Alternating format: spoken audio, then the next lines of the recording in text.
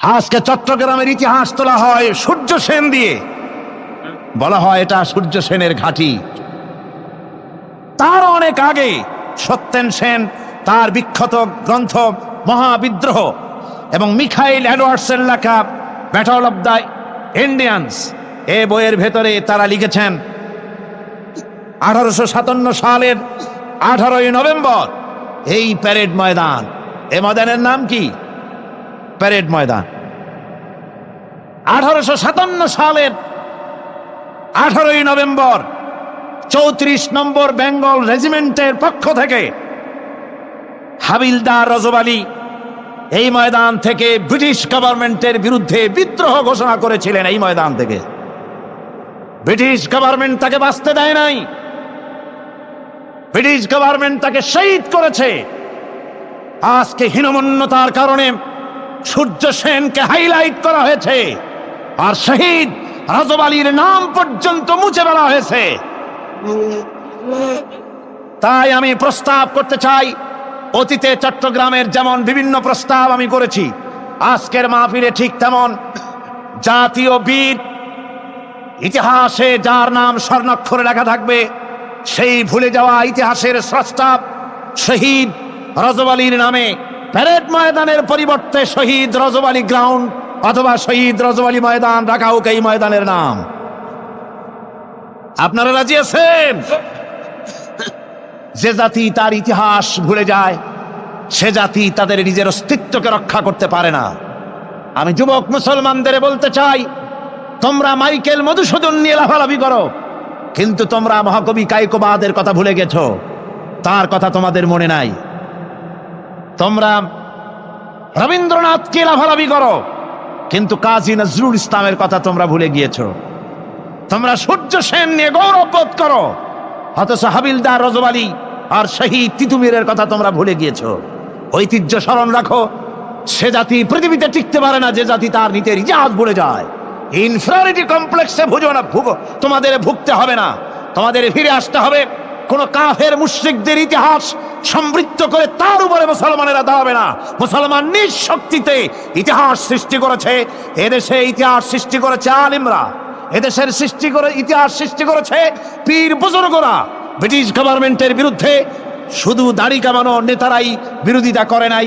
ফুরফুরার মুজাদ্দিদে জামান হযরত আবু বকর সিদ্দিকী আল কুরাইশি রাহমাতুল্লাহ আলাইহি তার মুরিদদেরকে বলতেন যে আমি ব্রিটিশ গভর্নমেন্টের বিরুদ্ধে কথা বলেছি, যদি তারা আমার এই কথা না মানে, তারা যদি আমাদের দেশের উপরে তাদের আইন কানুনিভাবে চালাতে থাকে, তো আমি অর্ডার করব সমস্ত মুরিদরা একত্রিত হয়ে ব্রিটিশ গভর্নমেন্টের বিরুদ্ধে লড়াইতে নামতে হবে।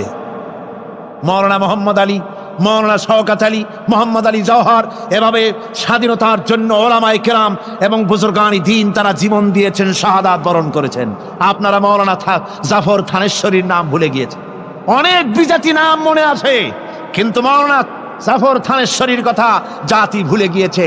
ব্রিটিশ গভর্নমেন্টের বিরুদ্ধে আন্দোলন করার কারণে তাকে ডান্ডা বেরি পরানো হয়েছে, পায়ে শিকল, কোমরে শিকল, গলায় শিকল, হাতে হ্যান্ডকাপ পরা। ব্রিটিশ গভর্নমেন্ট ওই হাইকোর্ট থেকে, ইন্ডিয়ান হাইকোর্ট থেকে তাকে শিকল দিয়া, দড়ি দিয়া বেঁধে এতগুলি শিকল নিয়ে তাকে টেনে নিয়ে যাচ্ছে, আন্দামান দ্বীপপুঞ্জে পাঠাবে। রাস্তার দুই দিকে সব লোকেরা দাঁড়ানো, উনি হাঁটছেন, হেরে যাচ্ছেন বীর পুরুষের মতো। এদিক ওদিক তাকাতে তাকাতে হঠাৎ দেখেন ডান পাশে দাঁড়ানো তার স্ত্রী আর ছোট্ট দুটো বাচ্চা।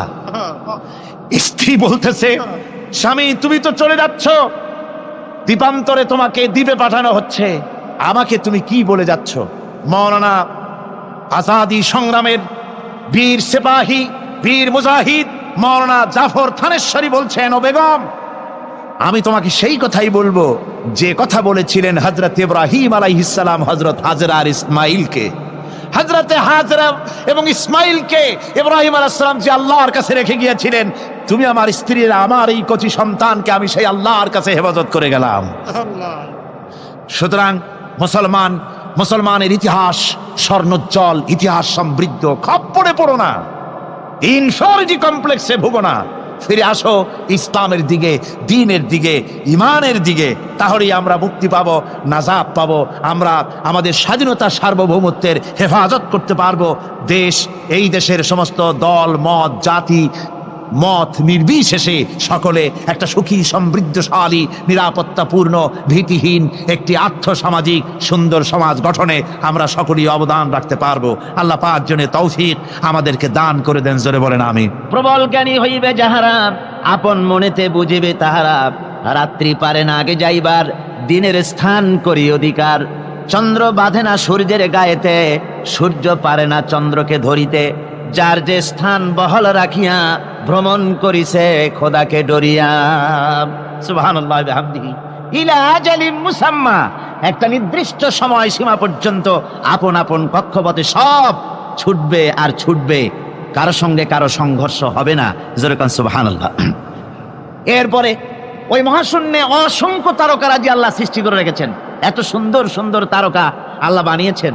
আল্লাহ রাব্বুল আলামিন বলেন, ওয়ালাকাদ যায়্যানাস সামাআদ দুনিয়া বিমাসাবিহা ওয়া জাআলনাহা রুজুমান লিশ-শায়াতিন। এই দুনিয়ার আকাশখানিকে তারকা প্রদীপ দিয়া সাজায় রেখেছি মনের মতন, দেখো তুমি তাকাইয়া। কি সুন্দর করে তারকাগুলি বানিয়ে রাখলাম, তাকিয়ে দেখো। বিজ্ঞানীরা বলেছেন এমন এমন অনেক তারকা আছে যা আমরা চোখে দেখি না, খালি চোখে ধরা পড়ে না। ওই তারকা এত ঊর্ধ্বে, ওই তারকা যেদিন তৈরি করা হয়েছে সেদিন থেকে নিয়ে আজ পর্যন্ত ওই তারকাগুলির আলো পৃথিবীর মাটি স্পর্শ করে নাই। সুবহানাল্লাহ। অথচ আলোর গতি হচ্ছে প্রতি সেকেন্ডে 1,86,000 মাইল। এই এর সেকেন্ড আপনার একে বলা হয় লাইট ইয়ার, আলোকবর্ষ। এই হিসাবের সেকেন্ড, এই হিসাবের মিনিট, এই হিসাবের সপ্তাহ, মাস এবং বর্ষ, এরকম অসংখ্য লাইট ইয়ার আলোকবর্ষ চলে গিয়েছে, আজও পর্যন্ত সেই তারকার আলো পৃথিবীর মাটি স্পর্শ করে নাই। তাহলে সেই তারকা কোথায়? সুবহানাল্লাহ পড়েন।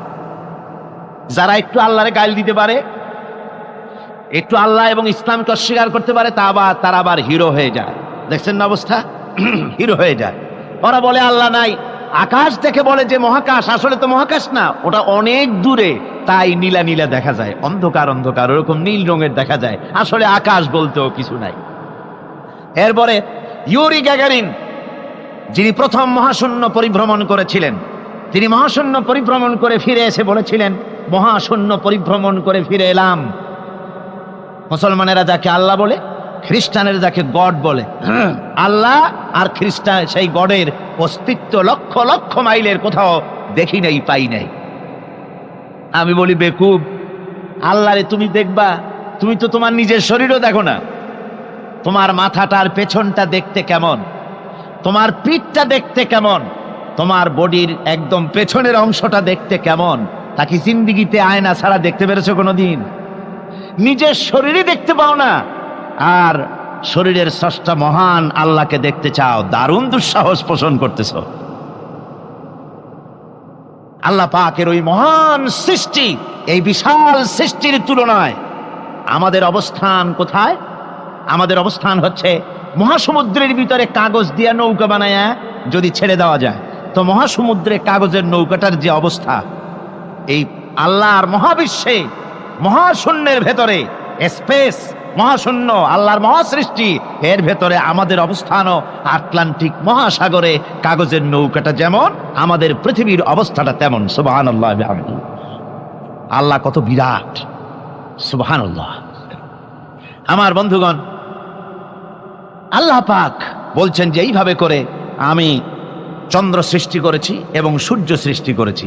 ওয়াজআলা ফিহা সিরাজান ওয়া কামারাম মুনীরা, সেখানে একটা প্রদীপ আমি জ্বালিয়েছি, সেই প্রদীপটা হচ্ছে সূর্য। এই সূর্যটা হচ্ছে বিশাল, যা পৃথিবী থেকে 9,30,00,000 মাইল দূরে যে সূর্য অবস্থান করছে, এত দূরে থাকা সত্ত্বেও এই সূর্যের দিকে মানুষ খালি চোখে তাকাতে পারে না, এত উত্তপ্ত। সূরা নাবার মধ্যে আল্লাহ বলেছেন এটাকে ওয়াজআলনা সিরাজান ওয়াহাজা, উত্তপ্ত, অতি উজ্জ্বল, অতি উত্তপ্ত প্রদীপ। এই সূর্যটাকে আল্লাহ বলেছেন তার তাপ এত বেশি যে পৃথিবীর কোন কোন জায়গায় সূর্যের তাপ 140 ডিগ্রি ফারেনহাইট পর্যন্ত উঠে যায়, এত তাপ হয়। তো এই সূর্যের দিকে মানুষ যদি খালি চোখে তাকায় তাহলে তার চোখের দৃষ্টিশক্তি বিনষ্ট হয়ে যাওয়ার সম্ভাবনা থাকে। এই সূর্য দিয়ে আল্লাহ পাক ফসল পাকান, এই সূর্য দিয়ে জীবকুলের প্রাণ শক্তির সঞ্চার করেন আল্লাহ পাক। এই সূর্য, বিজ্ঞানীরা বলেছেন, একটা বই আছে, লেখকের নাম আমার মনে নাই, man does not stand alone. এ বইয়ের ভিতরে এই বিজ্ঞানী লিখেছেন, আল্লাহর সৃষ্টি রহস্য সম্পর্কে লিখেছেন যে সূর্য যেখানে এখন আছে, স্রষ্টা নিশ্চয়ই একজন আছেন, তিনি বলছেন যে সূর্য যেখানে আছে ওখান থেকে যদি কিছু নিচে নেমে আসতো সূর্য, তাহলে গোটা পৃথিবী পুড়ে ছাই হয়ে যেত। আর যেখানে আছে ওখান থেকে যদি কিছু উপরে উঠে যেত, গোটা পৃথিবী হিম শীতলতায় গোটা পৃথিবী ফ্রিজ হয়ে যেত। অথচ একটা মাপা একটা জায়গায় আল্লাহ পাক এই সূর্যকে রেখেছেন, সুবহানাল্লাহ পড়েন। আবার চন্দ্রকেও এমন একটা মেজারমেন্ট করা জায়গায় আল্লাহ রেখেছেন, এই চন্দ্র যদি উপরে উঠে যেত, যেখানে আছে সেখান থেকে গোটা পৃথিবীটা মরুভূমি হয়ে যেত। আর যেখানে আছে সেখান থেকে যদি নিচে নেমে আসতো কিছুটা, তাহলে গোটা পৃথিবী বন্যায় প্লাবনে গোটা পৃথিবী ভেসে চলে যেত। সুবহানাল্লাহ বিহামদিহি। এই চন্দ্রকে আল্লাহ পাক এভাবে রেখেছেন, সূর্যকে এভাবে রেখেছেন। আবার এই সূর্যের রয়েছে অতি বেগুনি রশ্মি, সেই অতি বেগুনি রশ্মি যেন এমন একটা পাওয়ার আছে সূর্যের, যে সূর্যের তাপ যদি পৃথিবীর মানুষ গায়ে লাগে, ওই রশ্মিটা যদি লাগে, সৃষ্টি জগতের ক্যান্সার হবে, সৃষ্টি জগৎ মরে যাবে, বাঁচতে পারবে না, অসুখ করবে। সেজন্য ওজোন স্তর একটা আল্লাহ বানিয়ে রেখেছেন, ওজোন একটা স্তর, যেটাকে বিজ্ঞানীরা এখন বলছেন গ্রিন হাউস এফেক্ট। এই ওজোন স্তরে ফাটল ধরেছে, বিজ্ঞানীরা লক্ষ্য করেছেন ওজোন স্তরে ফাটল ধরে সূর্যের সেই ক্ষতিকারক পাওয়ারটা পৃথিবীর মাটির কাছে চলে আসতেছে। এখন এটাকে ঠেকাবার ব্যবস্থা করা হচ্ছে। আমার বন্ধুগণ, এটা কেন হচ্ছে? আল্লাহ রাব্বুল আলামিন বলেন, ওয়ামা আসাবাকুম মিন মুসিবাতিন ফাবিমা কাসাবাত আইদিকুম। তোমাদের উপরে যত বিপদ আছে, মুসিবত আছে, সব তোমাদের হাতের কামাই করা, দুই হাতের কামাই করা, দু হাত দিয়ে যা কামাই করেছো তার ফল তোমাদের পেতে হচ্ছে। গ্রিন হাউস এফেক্ট কেন হলো? কারণ হচ্ছে আমাদের গাড়ি থেকে যে কার্বন ডাই অক্সাইড, কালো ধোঁয়া আমরা বের করি, আমাদের মিল কল কারখানা থেকে যে চিমনি থেকে কালো ধোঁয়া বের হয়, এগুলিকে শোষণ করার জন্য, এগুলিকে নষ্ট করার জন্য হলো গাছ। গাছ হলে মানুষের বন্ধু। আমরা জনমের মতো গাছ কাটি, লাগাই না। এভাবে করে প্রকৃতির ভারসাম্য আমরা নষ্ট করেছি। আমরা প্রকৃতির ভারসাম্য নষ্ট করবার জন্য ইচ্ছে করে দেশের পাহাড়গুলিকে ধ্বংস করছি। অথচ আল্লাহ পাক বলেছেন, এই পাহাড় পৃথিবীর ভারসাম্য রক্ষার জন্য, প্রকৃতির ভারসাম্যকে রক্ষা করার জন্য আমি পাহাড় সৃষ্টি করেছি। জোরে বলেন সুবহানাল্লাহ। মানুষ এভাবে নিজের সর্বনাশ নিজেই করতেছে। আল্লাহ পাক বলছেন, এভাবে করে আমি সব কিছুকে একটা সুন্দর পদ্ধতি দিয়ে সৃষ্টি করেছি। আর ওই যে আলোকমণ্ডিত চাঁদ, ওই চাঁদ সম্পর্কে প্রশ্ন তুলেছে কাফেরেরা, যে চাঁদটা কি? ওয়ায়াসআলুনাকা আনিল আহিল্লাম কুল হিয়া মাওয়াকিতু লিন্নাস। আল্লাহ রাব্বুল আলামিন বলেন, নবী আপনাকেই প্রশ্ন করা হয় চাঁদের ক্রমবর্ধমান এবং ক্রমহ্রাস সম্পর্কে, যেটা কি আপনি তাদেরকে বলে দেন। আমি এই চাঁদকে একটা প্রাকৃতিক ক্যালেন্ডার বানায়া, চিরস্থায়ী ক্যালেন্ডার বানিয়ে তাম পৃথিবীর মানুষের জন্য আকাশে ঝুলায় রেখেছি, মহাশূন্যে টানায় রেখেছি, যেন প্রতিদিন রাত্রিবেলায়, দিনের বেলায়, রাতের বেলায় তারা দিন রাত মাস বছর গণনা করতে পারে। এই জন্য বিনা পয়সার একটা ক্যালেন্ডার আমি ঝুলায় রাখছি। জোরে বলেন সুবহানাল্লাহ। এমনি করে চাঁদ এবং সূর্যকে আমি সৃষ্টি করে দিয়েছি। আল্লাহ পাক বলেন, وهو الذي جعل الليل والنهار خلفة لمن أراد أن يذكر أو أراد شكورا।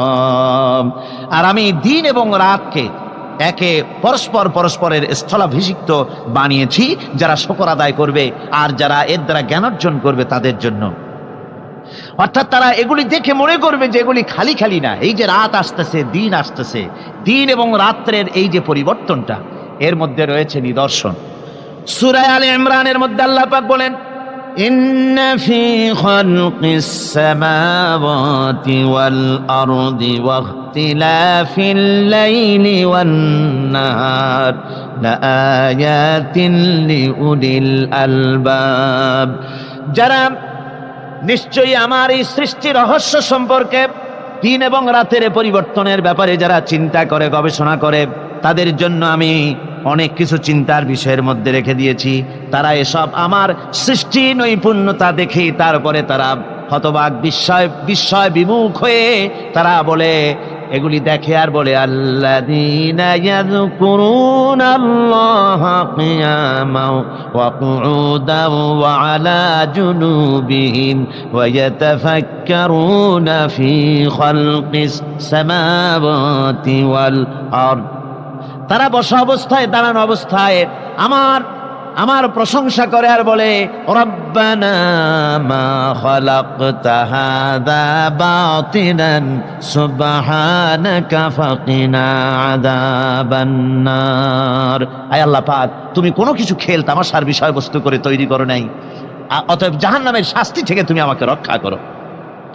আল্লাহর নবী বলেছেন, আল্লাহর সৃষ্টি নৈপুণ্যতা সম্পর্কে যদি কোনো বান্দা 1 ঘন্টা চিন্তা করে, 1 ঘন্টা যদি গবেষণা করে চিন্তা করে, রব্বুল আলামিন তার আমলনামায় 60 বছরের নফল ইবাদতের সওয়াব লিখে দেন। জোরে বলেন সুবহানাল্লাহ। আল্লাহ পাক এ সমস্ত কথা বলে এখন ওই ফর্মুলা বলতেছেন যে আসলে আমার বান্দা হওয়ার জন্য, খাঁটি বান্দা হওয়ার জন্য তার কয়েকটি বৈশিষ্ট্য থাকতে হবে। আল্লাহ পাক এখানে 8টি বৈশিষ্ট্য বর্ণনা করেছেন। আল্লাহর খাঁটি বান্দা হওয়ার জন্য বৈশিষ্ট্য কয়টা লাগবে? 8টি। বেহেশত কয়টা? বেহেশত কয়টি? আল্লাহ পাক বৈশিষ্ট্য বানিয়েছেন 8টি। এখানে 8টি বৈশিষ্ট্যের কথা বলা হয়েছে। মহান আল্লাহ রাব্বুল আলামিন বলেন, ওয়াইবাদুর রাহমানিল্লাযীনা ইয়ামশুনা আলাল আরদি হাওনা ওয়া ইযা খাতাবাহুমুল জাহিলুন وَإِذَا خَاطَبَهُمُ الْجَاهِلُونَ قَالُوا سَلَامًا। রহমানের খাঁটি বান্দা তারা, রহমানের আসল বান্দা তারা যারা নাকি জমিনের উপর থেকে যখন হাঁটে খুব বিনয় বিনম্রতার সাথে তারা চলে।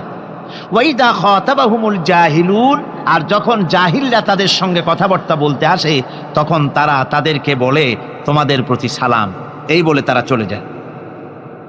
অর্থাৎ এই 8টি বৈশিষ্ট্যের প্রথম বৈশিষ্ট্য ধরা হয়েছে চালচলনকে। ইমানদার খাঁটি বান্দা যারা, তাদের চালচলন সম্পর্কেই প্রথম বৈশিষ্ট্য ধরা হয়েছে।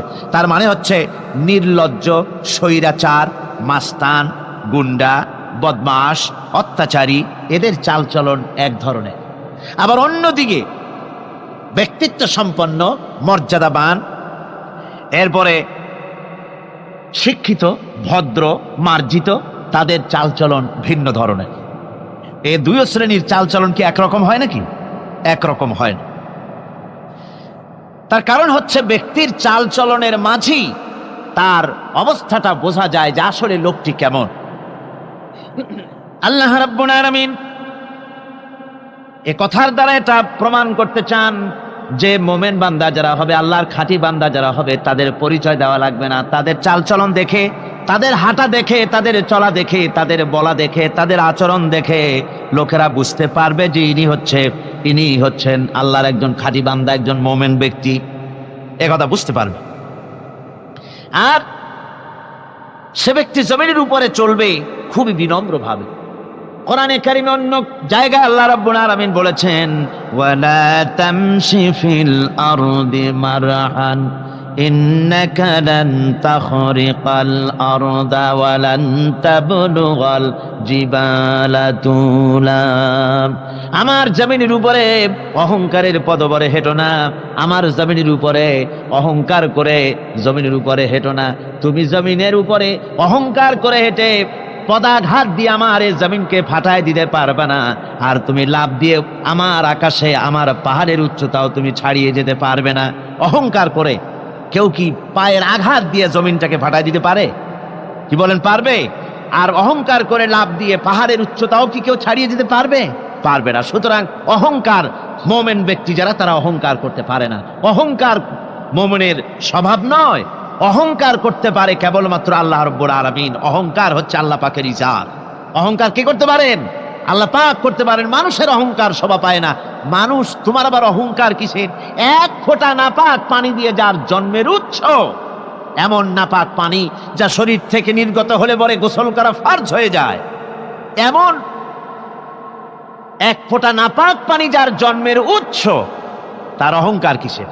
অহংকার করবেন আল্লাহ রাব্বুল আলামিন। হাদিসে কুদসির ভিতরে এসেছে, আল্লাহ পাক বলেছেন, যে ব্যক্তি অহংকার করে সেজন্য আমার চাদর নিয়ে টানাটানি করে। জোরে কোন নাউযুবিল্লাহি মিন যালিক। সুতরাং মোমেন বান্দা যিনি হবেন, আল্লাহর খাঁটি বান্দা, রহমানের খাঁটি বান্দা, সে ব্যক্তি কখনো জমিনের উপর অহংকারের সাথে চলাফেরা করবে না, বরং তার চাল চলন হবে অত্যন্ত বিনম্র। আর কি? আর হলো জাহিলদের সঙ্গে সে কোনো বিতর্কে লিপ্ত হবে না। জাহিলরা গালাগালি দেবে, গালাগালির জবাবে সে গালাগালি দেবে না।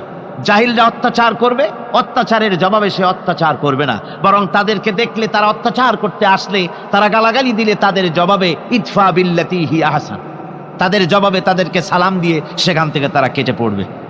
সূরা কাসাসে অন্য জায়গায় আল্লাহ রাব্বুল আলামিন একথা আবার এভাবে বলতেছেন, ওয়াইজা সামিউল লাগবা আ'রাদু আনহু ওয়া ক্বালু লানা আ'মালুনা ওয়া লাকুম আ'মালুকুম সালামুন আলাইকুম লা নাবতাগিল জাহিলিন। আল্লাহ পাক বলছেন যে যখন মোমেনেরা পরস্পরে মোমেনদের সাথে জাহিলদের যখন দেখা সাক্ষাৎ হয়ে যায়, যখন ঝগড়ায় লিপ্ত হতে চায়, তখন মোমেনেরা, যারা মোমেন বান্দা, আল্লাহর খাঁটি বান্দা, তারা বলবে যে তোমাদের আমলের প্রতিফল তোমরা পাবা, আমাদের কৃতকর্মের ফল আমরা পাবো, সুতরাং তোমাদের প্রতি সালাম, তোমাদের সাথে আমাদের কোনো সম্পর্ক নাই। ঝগড়াঝাটি না করে তারা ফিরে আসবে। আল্লাহ পাক এরপরে বলেন, والذين يبيتون لربهم سجدا وقياما। রহমানের খাঁটি বান্দা তারাই আরেকটি বৈশিষ্ট্য, তাদের এই 2 নম্বরের বৈশিষ্ট্য বার বলা হচ্ছে। রহমানের, আল্লাহর খাঁটি বান্দার 2 নম্বরের বৈশিষ্ট্য যেটা, সেটা হচ্ছে এই যে তারা রাত কাটায় তার রবের হুজুরে, আল্লাহর দরবারে সেজদা দিয়ে দাঁড়িয়ে থেকে কান্দাকাটি করে তারা রাত গুজরান করে। জোরে বলেন সুবহানাল্লাহ। আর এর বিপরীত যারা, তারা রাত কাটায়, রাতের বেলা মদ, জুয়া, সিনেমা, গান বাজনা, অশ্লীলতা, নাটক, হাবিজাবি গল্প গুজব করে তারা তাদের রাত কাটায়। আর যারা মোমেন বান্দা, আল্লাহর বান্দা, যারা খাঁটি বান্দা, তারা এই রাত তারা আল্লাহর ইবাদতের ভিতর থেকে কান্দাকাটির মধ্য দিয়ে দাঁড়িয়ে দাঁড়িয়ে অথবা সেজদার ভিতরে তারা তাদের রাত কাটিয়ে দেয়। কোরআনে কারীমে আল্লাহ রাব্বুল আলামিন একথা এভাবে বলেছেন, তাতাজাফা জুনুবুহুম আনিল মাদাজি'i ইয়াদউনা রাব্বাহুম খাওফান ওয়া তামআন। আমার মুমিন বান্দারা তাদের পার্শ্বদেশ এবং পৃষ্ঠদেশ, বিছানার উপরে বেশি রাত থাকে না। তারা তাদের রবের প্রতি, রবের ভয়, আল্লাহর ভয়, আশা এবং আশা পোষণ করে। আর তারা আল্লাহকে ভয় করে তারা বিছান থেকে নিজের পিঠকে আলাদা করে নিয়ে তারা রাতের বেলায় আমার কাছে কান্দে, আমার কাছে দোয়া করে, তারা কান্দে, ইবাদত করে। সূরা যারিয়াতের ভিতরে রব্বুল আলামিন বলতেছেন, কানু কালিলাম মিনাল লাইলি মা ইয়াহজাউনা ওয়া বিল আসহারি হুম ইস্তাগফিরুন। আমার এই মুমিন বান্দাগুলি, আমার খাঁটি বান্দা যারা, তারা সারা রাত ঘুমায় না।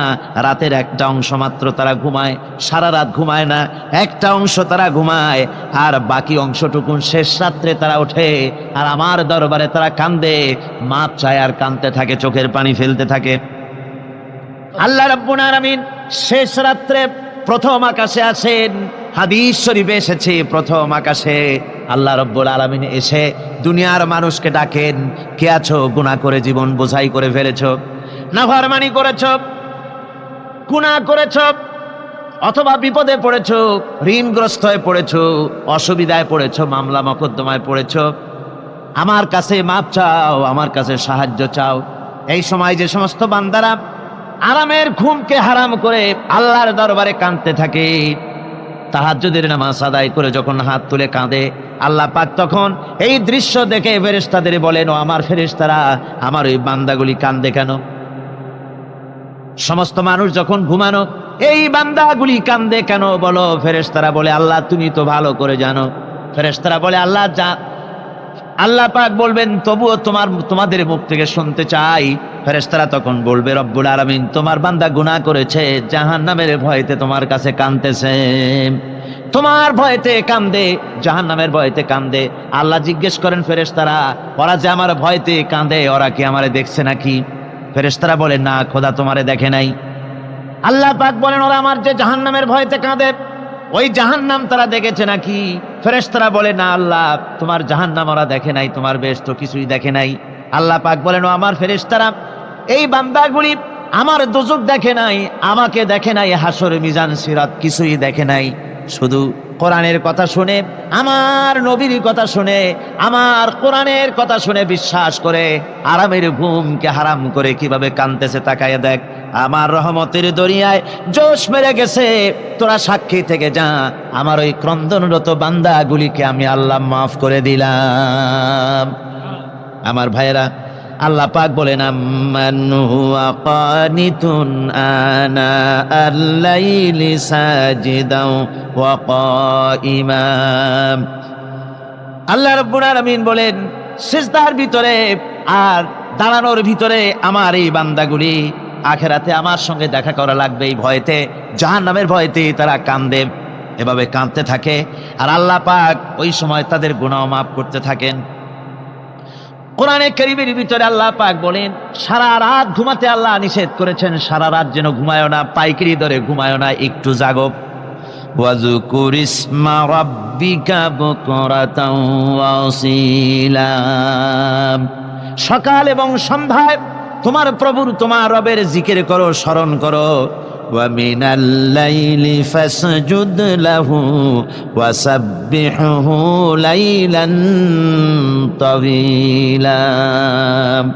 তোমার রাতের বেলায় রাতের একটা অংশ সেজদায় অবনত হও, আর রাতের দীর্ঘ সময় ঘুমায় থেকো না, হয় একটা লম্বা সময় ঘুমাও, কিন্তু একটা অংশ রাখো যে সময় তুমি আমার দরবারে সেজদায় পড়ে যাবে, কাঁদবে।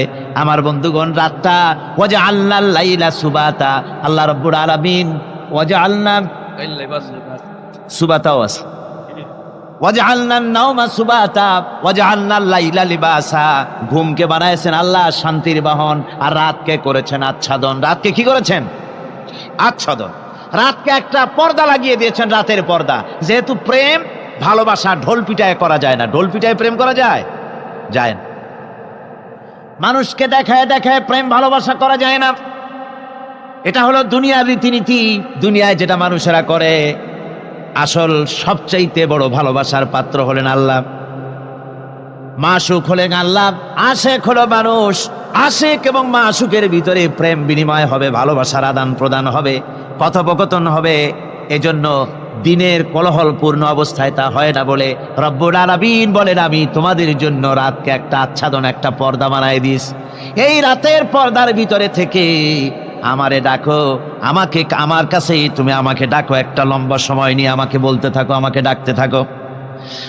আল্লাহ পাক তার নবীকেও বলেছেন, ইয়া আইয়ুহাল মুযাম্মিলু কুমিল লাইলা ইল্লা কালিলা। হে চাদর আচ্ছাদিত ব্যক্তি, রাত্রিকালে সালাতে দণ্ডায়মান থাকো, কিন্তু কম, সারা রাত জাগার দরকার নেই। একটা অংশ জাগো, যখন তুমি আমার জন্য কাঁদবে, আমার জন্য সেজদায় পড়ে থাকবে। রাসূল পাক সাল্লাল্লাহু আলাইহি সাল্লাম তাহাজ্জুদের নামাজি সেজদায় পড়ে থাকতেন, রাতে ঘন্টার পর ঘন্টা চলে যেতেছে। হযরত আয়েশা বলেন, আমি মনে করতাম সেজদায় এমন ভাবে রাসূল পড়েছেন আর ওঠেন না, আমার মনে হতো হুজুর বুঝি ইন্তেকাল করে গেছেন। আমি রাসূলের পায়ের আঙ্গুল ধরে আস্তে করে চাপ দিতাম, হুজুর তাতে একটু ব্যথা পেয়ে আঙ্গুল নাড়া দিতেন, তখন আমি মনে করতাম আল্লাহর নবী বিদায় হন নাই, বেঁচে আছেন। আবার কখনো দাঁড়িয়ে দাঁড়িয়ে নামাজের ভিতরে তেলাওয়াত করতে করতে রাত শেষ হয়ে যেত। আমার মনে হতো এই দাঁড়ানো থেকে হুজুর বুঝি আর রুকুতে যাবেন না। আবার যখন রুকুতে যেতেন মনে হতো এই রুকু থেকে আর বুঝি সেজদায় যাবেন না। আবার যখন সেজদায় যেতেন মনে হতো এই সেজদা থেকে রসুল বুঝি আর উঠবেন না। সুবহানাল্লাহ বিহামদিহি। সাহাবায়ে কেরাম জিজ্ঞেস করতেন, হে রাসূল, হযরত আয়েশা জিজ্ঞেস করে, হে রাসূল, আপনি এত কাঁদেন কেন, এত ইবাদত করেন, এত রাত জাগেন? হযরত আয়েশা বলেছেন, আল্লাহ নবী দাঁড়িয়ে দাঁড়িয়ে তেলাওয়াত করতে করতে, দাঁড়িয়ে দাঁড়িয়ে নামাজ পড়তে পড়তে পাও মোবারক, কদম মোবারক এমন ভাবে ফুলে যেত সকালবেলায় জুতার মধ্যে পাও ঢুকতো না। সুবহানাল্লাহ বিহামদিহি। এইভাবে রাসূল পাক কষ্ট করতেন। জিজ্ঞাসা করতে এত ইবাদত কেন করেন? আপনার তো আগের পিছের সমস্ত গুনাহ আল্লাহ মাফ করেছেন, কোনো গুনাহ আপনার নাই। তবু আল্লাহ বলে দিয়েছেন, নবী আপনার আগের পিছের সব মাফ, তারপরেও এত কান্দেন কেন? আল্লাহর নবী বলেছেন, ও সাহাবীরাও, আমার স্ত্রীরা শোনো, আমি কি আমার বান্দার, আমি আমার আল্লাহর শুকরগুজারকারী বান্দায় কি আমি পরিণত হব না? যে আল্লাহ আমাকে এত নিয়ামত দিয়েছেন, আমি কি সেই আল্লাহর শুকরগুজার হব না? রাসূলুল্লাহ এভাবে কাঁদতেন। সুতরাং প্রত্যেকটি মুসলমানকে রাতের বেলায় আল্লাহর দরবারে হাত তুলে কাঁদতে হবে, মোনাজাত করতে হবে, রব্বুল আলামিন, যে গুনাহ করেছি, আমি যত গুনাহ করেছি, আমাকে তুমি নেয়ামত যা দিয়েছো, এই নেয়ামত তুমি না দিলেও পারতে, তুমি দয়া করে দিয়েছো। এভাবে যদি মানুষ কান্দে, আল্লাহ এই অপরাধ করেছি, অপরাধের কথা যদি স্মরণ করে আর কাঁদতে থাকে, আল্লাহ রব্বুল আলামিনের রহমত তার উপরে তখন পড়তে থাকে। আর এই তাহাজ্জুদ, গভীর রাতের কান্দাকাটি, এই জন্য আল্লাহ পাক বলেন, এর আসল ব্যাপারটা হলো, ইন্না নাশিআতাল লাইলি হিয়া আশাদ্দু ওয়াতআন ওয়া আকওয়ামু কিলা। আসল ব্যাপার হলো এই প্রকৃতপক্ষে রাতের বেলায় যে নামাজটা হয়, শয্যা ত্যাগ করে মানুষ যে নামাজ পড়তে দাঁড়ায়, এতে করে তার আত্মসংযমের ট্রেনিং হয়ে যায়, আল্লাহর সঙ্গে মহব্বত কায়েম হয়ে যায়। ইসলামী আন্দোলনের বিজয়ের জন্য কর্মীদের এটা সবচাইতে বড় ওষুধ। শুধু হরতালের প্রোগ্রাম দিয়া, শুধু মিছিলের প্রোগ্রাম দিয়া ইসলামী আন্দোলন বিজয় কোনো কালে হয় নাই, আর হবেও না। এজন্য আন্দোলন যারা করে তাদেরকে গভীর রাত্রে উঠতে হয়, নফল রোজা রাখতে হয়, আর গভীর রাত্রে তেলাওয়াত করতে হয়, কাঁদতে হয় আল্লাহর কাছে, তা না হলে আন্দোলনের বিজয় হওয়া সম্ভব নয়। আমার বন্ধুগণ, আমরা জেনেছি ইতিহাসে আছে, সাহাবায়ে কেরামদের সঙ্গে রোমকদের লড়াই হতেছে, রোমক সৈন্যরা যুদ্ধে জিততে পারতেছে না কিছুতেই। এরপরে তারা গোয়েন্দা বিভাগের লোক পাঠায় দিল, এদের সঙ্গে জিততে পারি না কেন, একটু খুঁজে দেখে আসো রাত্রে এরা করেটা কি। গোয়েন্দা বিভাগের লোক সারা রাত ঘুরে ঘুরে তারপরে সে রিপোর্ট করলো।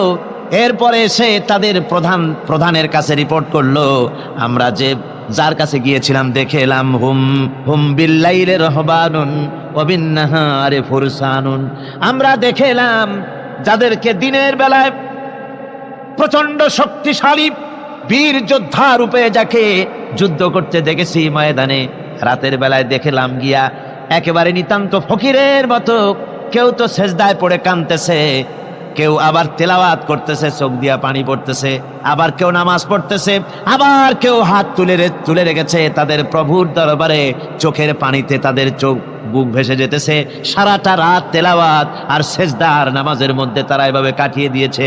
সেনাপতি এই রিপোর্ট শোনার পরে বললেন, ও গোয়েন্দা বিভাগের লোকেরা, আমার রোমক সৈন্যরা শোনো, যে জাতির নৈতিক মান এত উচ্চে, ওই জাতির সঙ্গে যুদ্ধ করা মানে আমাদের আত্মহত্যা করার শামিল।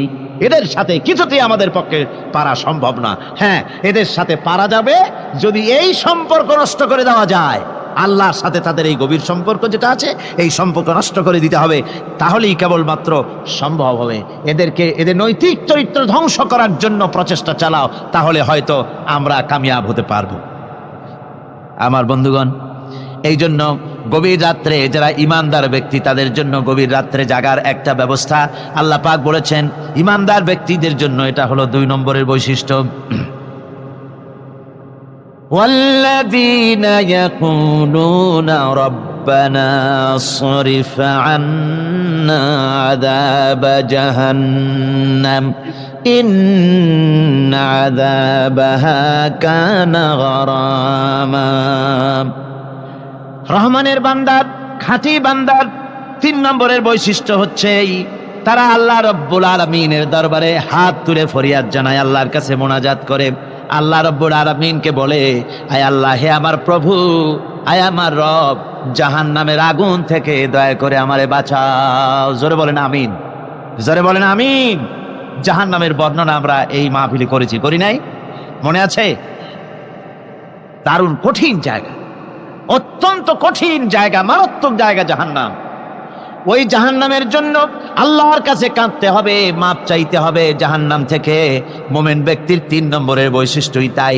সে বলবে, রব্বানা সরিফ আন্না আযাবা জাহান্নাম ইন্না আযাবাহা কানা গরামা।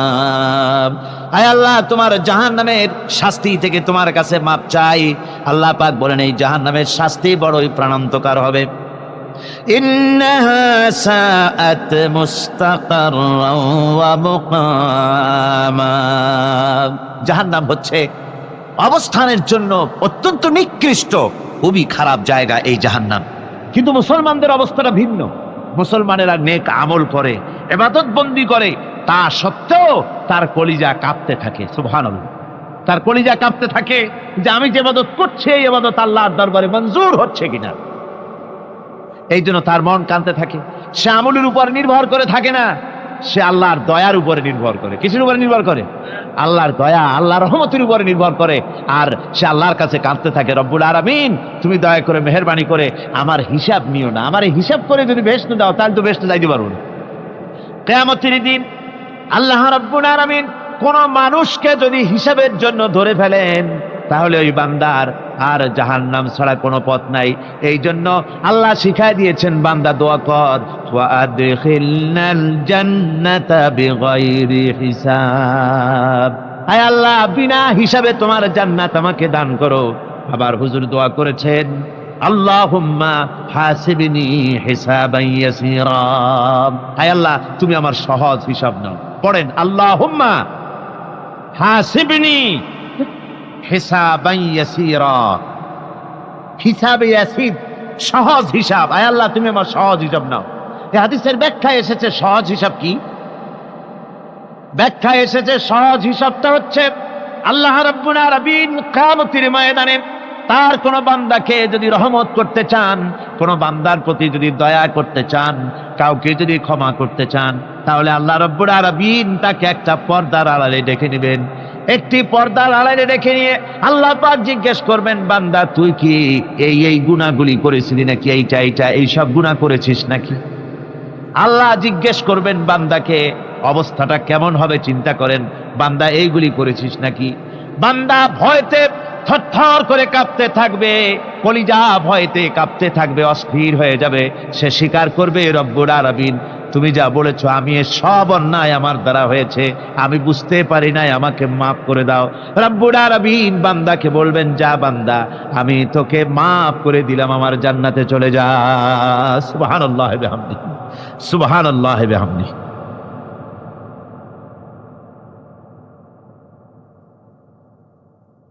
সুতরাং জাহান্নামের শাস্তি থেকে সব সময়ের জন্য আল্লাহর কাছে মাফ চাইতে হবে। والذين إذا أنفقوا لم يسرفوا ولم يقتروا وكان بين ذلك قواما। রহমানের প্রকৃত খাঁটি বান্দা তারা, যারা নাকি যখন খরচ করে খরচের সময় বেহুদা খরচ করে না, আবার খরচের ভিতরে কার্পণ্যতাও তারা করে না। ওয়াকানা বাইনা যালিকা কাওয়ামা, এর দুইয়ের মাঝে তারা ভারসাম্য রক্ষা করে, মধ্যম নীতি অবলম্বন করে চলে। তার মানে হলো, পয়সা আছে বলি এই পয়সা দিয়ে তারা মদ খায় না, জুয়া খেলে না, মিনা বাজার ইত্যাদি শয়তানি, বদমাশি, সিনেমা হল ইত্যাদি বানায়া পাপের বোঝা বাড়ায় না। তারা অতিরিক্ত কোনো খরচ করে না, আবার অর্থ পূজারী ব্যক্তির মতো কার্পণ্যতাও তারা করে না। দুইয়ের মাঝে তারা ভারসাম্য রক্ষা করে। এক শ্রেণীর লোক আছে, মাল শুধু জমায়, খরচ টরচ করে না।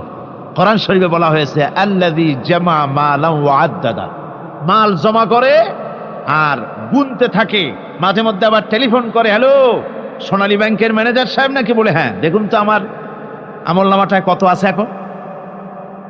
তখন হিসাব টিসাব করে আর তাড়াতাড়ি, এখন তো আর আমলনামা দেখতে সময় লাগে না, তাড়াতাড়ি দেখা যায়।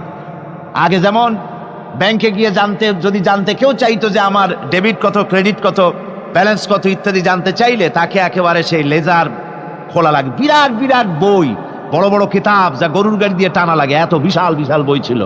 এখন সেগুলি সংক্ষিপ্ত হয়ে একেবারে কম্পিউটারের মধ্যে ঢুকানো হয়েছে। কম্পিউটারের ভেতরে রয়েছে একটা ছোট্ট যন্ত্র যার নাম হলো মাইক্রোচিপস, একেবারে এতটুকু ছোট্ট মাইক্রোচিপস। এই মাইক্রোচিপসের ভেতরে হাজার হাজার ক্লায়েন্টসদের ডেবিট, ক্রেডিট, তাদের ট্রানজেকশন, তাদের ব্যালেন্স সব কিছু রয়ে গেছে। আপনি যখনই জিজ্ঞেস করবেন সে বাটন একটা দাবালো আর সাথে সাথে স্ক্রিনে এসে গেল আপনার নাম কি, বাপের নাম কি, দাদার নাম কি, কত টাকা জমা করছিলেন, কোন কোন তারিখে উঠাইছেন, হাতে কত, নিচেন কত, 14 গোষ্ঠীর ইতিহাস একটা চাপে চলে আসে। তো আমি মানুষকে এভাবে বলি যে এই বুদ্ধিটা যিনি দিলেন, লোকেরা বলে তো কয় যে কিয়ামতের দিন আল্লাহ নাকি আমলনামা দিবে মানুষের সামনে হাজির করিয়া, ইমানদারের সামনের থেকে ডান হাতে, বেঈমানের পিছন থেকে কোন হাতে, বাঁ হাতে। এখন ওই আমলনামা সারা জীবনের যত কথা বলছি, যত কাজ করছি সব তাতে লেখা থাকবে। তাহলে সেটা তো একটা বিশাল একটা বই হবে, তো আমরা হাতে করে ধরবই বা কেমনে, আর ওটা হবেই বা কেমনে, আর ওটা পড়বই বা কেমনে। এখন তো বুঝতে সহজ হয়েছে কেমনে পড়বেন। মানুষের মাথায় যদি এই বুদ্ধি আসে, একটা ছোট্ট মাইক্রোচিপসের ভেতরে যদি হাজার হাজার ক্লায়েন্টসদের কোটি কোটি শত শত সহস্র কোটি একটা মাইক্রোচিপসের ভিতরে ঢুকানো যায়, তাহলে এই বুদ্ধি যিনি দিলেন তিনি বুঝি এর চাইতেও ছোট্ট বইয়ের মধ্যে আপনার আমলনামা উঠাইতে পারবেন না নাকি? যারা বলেন পারবে কিনা? নিশ্চয়ই পারবেন, হাজার বার পারবেন। বন্ধুগণ, সুতরাং এরা মাল জমা করে আর গোনে, জিজ্ঞেস করে ম্যানেজার সাহেব কত হয়েছে, বলে যে এত লক্ষ এত, তখন আবার চিন্তা হয় যে আরো কত টাকা জমাইতে পারলে কোটি হয়, তারপরে আরো 200 কোটি হয়, এভাবে তারা জমাইতে থাকে, খরচ করে না। তো এ ব্যাপারে সন্তানদের জন্য খরচ যেটা লাগে, সেটা স্ত্রী, পুত্র, সন্তান, আত্মীয় স্বজন যে আছে যা, তাদের জন্য যে পরিমাণ খরচ করা লাগে তা যদি না করে তাহলে এটা হচ্ছে বখিলি। আর খরচ করতে গিয়ে যদি বেশি করে তাহলে সেটা হচ্ছে বেহুদা খরচ। এখন এই বেহুদা খরচ থেকে আমাদেরকে বাঁচতে বলা হয়েছে। বিষয়টা হচ্ছে নিজের আত্মীয় স্বজন, সন্তান সন্ততির জন্য খরচ করতে হবে যা লাগে তাই। আর আল্লাহর রাস্তায় যখন দেওয়ার কথা আসে তখন প্রাণ খুলে দান করতে হবে। দেখেন, লোকেরা যখন আল্লাহর রাস্তায় দান করতে বলা হয়, পকেটের মধ্যে হাত দিয়ে তারপর আঙ্গুল অনেক সময় কষাকষি করে। একজনে জিজ্ঞেস করলাম, মিয়া পয়সা দিবাতে এত পকেটে হাত রাখিয়া বাইরে করো না মোটে? কয় যে বসে দেখতেছি শিখি না 10 পাই। তাহলে এইভাবে আল্লাহর রাস্তায় দেওয়ার সময় এই যে কার্পণ্যতা, এই কার্পণ্যতা মানুষকে, তাকে শেষ করে দেয়, তার ঈমানকে নষ্ট করে দেয়। আর পয়সা আছে বলে বেশি খরচ করতে হবে, যেমন বিবাহে লোকেরা খরচ করে আমাদের দেশে, কোরবানি করতে গিয়ে খরচ করে। হ্যাঁ, কোরবানি করবেন, আপনি ভালো একটা কোরবানি করবেন, আপনার পয়সা যেমন আছেন তেমন, কিন্তু 50,000 টাকা দাম দিয়ে একটা গরু কিনা, সেই গরুর গলায় মালা দিয়া এরপরে সারা শহরে প্রদর্শনী করতে হবে, এর কোনো যুক্তি নাই। আছে কোনো যুক্তি? যদি তা হয় তাহলে ওই গরু যিনি কেনেন তারও গলায় মালাই দিয়া দুজনে একসাথেই ঘুরানো দরকার, বুঝলেন? আমার বন্ধুগণ, আপনি কোরবানি করবেন, কোরবানি আপনার 10,000 টাকায় হয়ে যেতে পারে, 15,000 টাকায় হয়ে যেতে পারে। বাকি টাকাগুলি আল্লাহর রাস্তায় খয়রাত করে দেন। কত গরিব আত্মীয় আছে তাদের দিয়ে দেন। 50,000 টাকা দিয়ে বিরাট বাজারের সেরা গরু খরিদ করে কোরবানি দিচ্ছেন। অর্থটা কি? মানুষকে দেখাচ্ছেন আল্লাহর দরবারের গোশত যাবে না, চামড়া যাবে না, রক্ত যাবে না, যাবে আপনার নিয়ত। কি যাবে? নিয়ত। সুতরাং আল্লাহ রাস্তায় যখন খরচ করবেন, সেই খরচ করার ব্যাপারে তখনও নিয়তটা দেখতে হবে। হালাল পথে খরচ করতে গেলেও নিয়তটা দেখতে হবে, এবং তখনও বেহুদা খরচ করা যাবে না। বিবাহে যেভাবে খরচ আজকাল করে মানুষেরা, হুজুর সাল্লাল্লাহু আলাইহি ওয়াসাল্লাম বলেছেন যে বিবাহে যত খরচ কম সেই বিবাহ তত বরকতপূর্ণ। আর আমরা মনে করি বিবাহে যত বেশি খরচ বাড়ানো যায় ততই এটা বেশি শানদার হবে। উল্টা চিন্তা করছি। আল্লাহ রাব্বুল আলামিন এরপরে বলছেন, والذين لا يدعون مع الله إلها آخر ولا يقتلون النفس التي حرم الله إلا بالحق ولا يزنون ومن يفعل ذلك يلقى أثاما। আর রহমানের খাঁটি বান্দা যারা, তাদের পঞ্চম নম্বরের বৈশিষ্ট্য হচ্ছে এই যে তারা আল্লাহর সাথে আল্লাহকে বাদ দিয়ে অন্য কাউকে ইলাহ বলে মাবুদ বলে ডাকে না। এ ব্যাপারেও ব্যাখ্যা আমরা এই মাহফিলে দিয়েছি, মনে আছেন আপনাদের? আল্লাহ ছাড়া অন্য কাউকে ইলাহ বলে ডাকা যাবে না। ওয়ালা ইয়াকতুলুনা আন-নাফসাল্লাতী হারামাল্লাহু ইল্লা বিল হক। আর আল্লাহ যে সমস্ত প্রাণকে, আর ওই লোকেরা যারা নাকি আল্লাহ ছাড়া ইমান রহমানের বান্দা যারা, তারা একদিকে তো আল্লাহ ছাড়া অন্য কাউকে ডাকে না, মাবুদ বলে স্বীকার করে না, অন্যদিকে আল্লাহর হারাম করা প্রাণগুলিকে তারা ধ্বংস করে না। অর্থাৎ আল্লাহ যাদেরকে হত্যা করতে নিষেধ করেছেন, প্রাণীদেরকে হত্যা করতে, মানুষ হত্যা করতে নিষেধ করেছেন, আল্লাহর নিষেধ, আল্লাহ যেগুলি জায়েজ করেছেন সেগুলি বাদ দিয়ে হত্যা করা, এগুলি তারা করে না। ওয়ালা ইয়াজনুন, আর তারা জেনা ব্যভিচারেও লিপ্ত হয় না। এটা হচ্ছে যে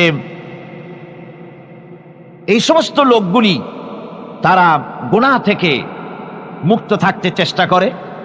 তারা আল্লাহ ছাড়া আর কাউকে রব বলে ডাকে না, ইলাহ বলে ডাকে না, মাবুদ বলে ডাকে না।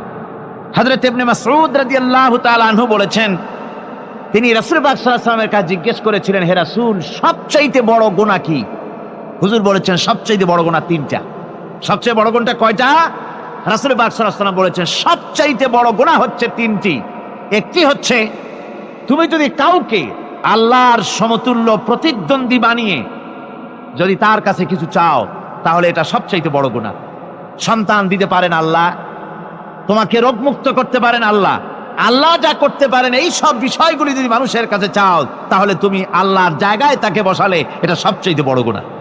আর 2 নম্বরের গুনাহ হচ্ছে নিজের সন্তান তোমার খাবার খাবে, তোমার খাবারে সন্তান ভাগ বসাবে, এই ভয়তে সন্তানকে হত্যা করা, এটাও বিরাট পাপ।